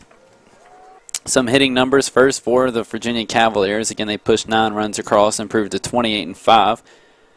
Brandon Cogswell went 1 for 3 at the plate, scored a run, walked once. Tony Butler 0 for 1. Daniel Panera 1 for 2 with 2 runs scored. Thomas Woodruff 0 for 1. Mike Pappy, he went 1 for 5 at the plate, and that was a big 2-run home run. He scored 2 runs. Had 4 runs driven in tonight. Joe McCarthy, he went 4 for 5 at the plate, also scored 2 runs, and had 4 runs driven in on his own. Nick Howard went 0 for 3 at the plate, had an RBI. Kenny Towns went 0 for 1. Brandon Downs, center fielder, he went 2 for 2 today. Also had 2 walks. Solid night for him at the plate. 0 for 1 was Robert Benny. Matt Thice, the DH, went 0 for 4.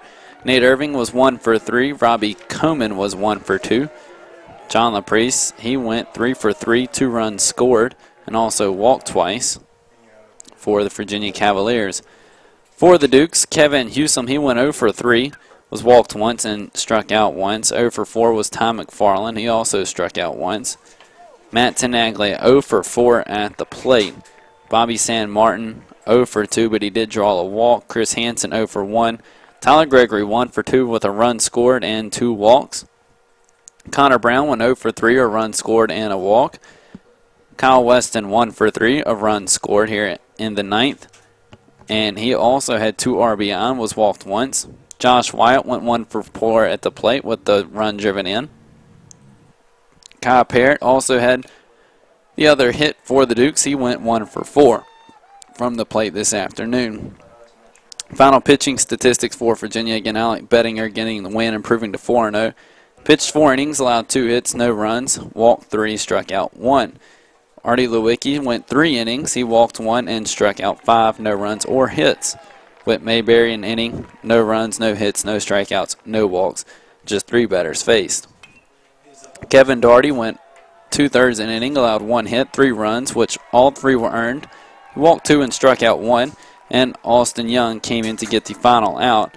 He pitched the 3rd inning, allowed 1 hit, no runs, and struck out 1. And that was Kyle Parrott to end the game. For James Madison, Ben Garner, again, 1 inning, allowed 1 hit, 2 runs, the 2-run home run.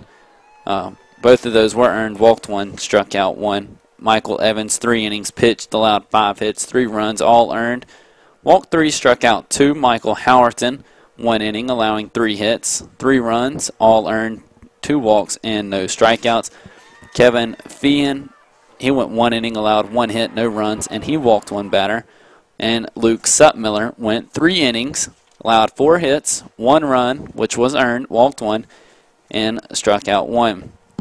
The time of the game was 3 hours and 6 minutes with attendance 1,632 people making the trip for the ballpark. That becomes the 4th time that over 1,000 have made it out to Veterans Memorial Park, and that becomes number 2 on the all-time list behind 1,815, set again against the number 1 team, the Virginia Cavaliers, back on March 17th, 2010 for the first night game in program history. Well, 9-3 final score. Final thoughts? Well, the dominant team really showed its feathers today. UVA coming into Harrisonburg took care of business earlier in the season, 13-2 over JMU, and only allowed 3 more runs. So on the season series, UVA will go 22 runs scored against just 5 given up. So very dominating in their effort. They're just that pitching staff for UVA and that defense, unless they make a mistake, which you did see at the end of the game off Josh Wyatt, that triple, when you had Robert Benny out in the outfield and left field. Just that's the one mistake they make. You'd have to capitalize on any mistakes the UVA does make, and it's not very often. So tough sledding for the Dukes. They do have that game against Radford to get their feet back under them, and they'll need it before William & Mary comes to town, the CAA leading tribe, coming to Harrisonburg for 3 this week. And UVA will head back home, and they'll have a few games against Clemson coming up before starting Friday, a weekend series against the Tigers. Again, you said it, the number 1 team in the country. You have to eliminate mistakes when you're playing a team like that, and there's a reason they're number 1. They don't make very many mistakes, and they played mistake-free baseball tonight, so that explains the 9-3 score, and a great outing by Virginia. Not bad by James Madison. They battled, but just could not get runs to cross the plate. We'd like to say a special thanks to Virginia Baseball Sports Information Director Andy Fetterjohn, JMU Baseball Sports Information Director Kevin Warner, and JMU Assistant AD John Martin for everything that they do for us to keep us updated throughout the game with stats and facts on both teams. Also like to thank Executive Producer John Salem, Director Jake Tomko, and the rest of the staff from Telemedia Productions. Today's web stream was presented to you by the JMU Alumni Association, Comcast, the JMU Graduate School, Intellos Wireless, the JMU Bookstore, Residence Inn, Quaker Steak and Lube, and Fox Hill Townhomes. Our next Matazone HD Sportsnet coverage of JMU Baseball is Friday when the Dukes and the Tribe of William & Mary take the field at 6:30 p.m. to open a CAA series. Tomorrow we also invite you to join Kurt Dudley and Evan Nicely for Matazone audio coverage of JMU softball against Longwood in a non-conference doubleheader. Pre-game coverage for that begins at 4:50 p.m. For John Simpson, I'm Houston Stutz. The final score here, 9-3. Good evening from Veterans Memorial Park. This has been a Matazone HD Sportsnet feature presentation presented by the JMU Alumni Association.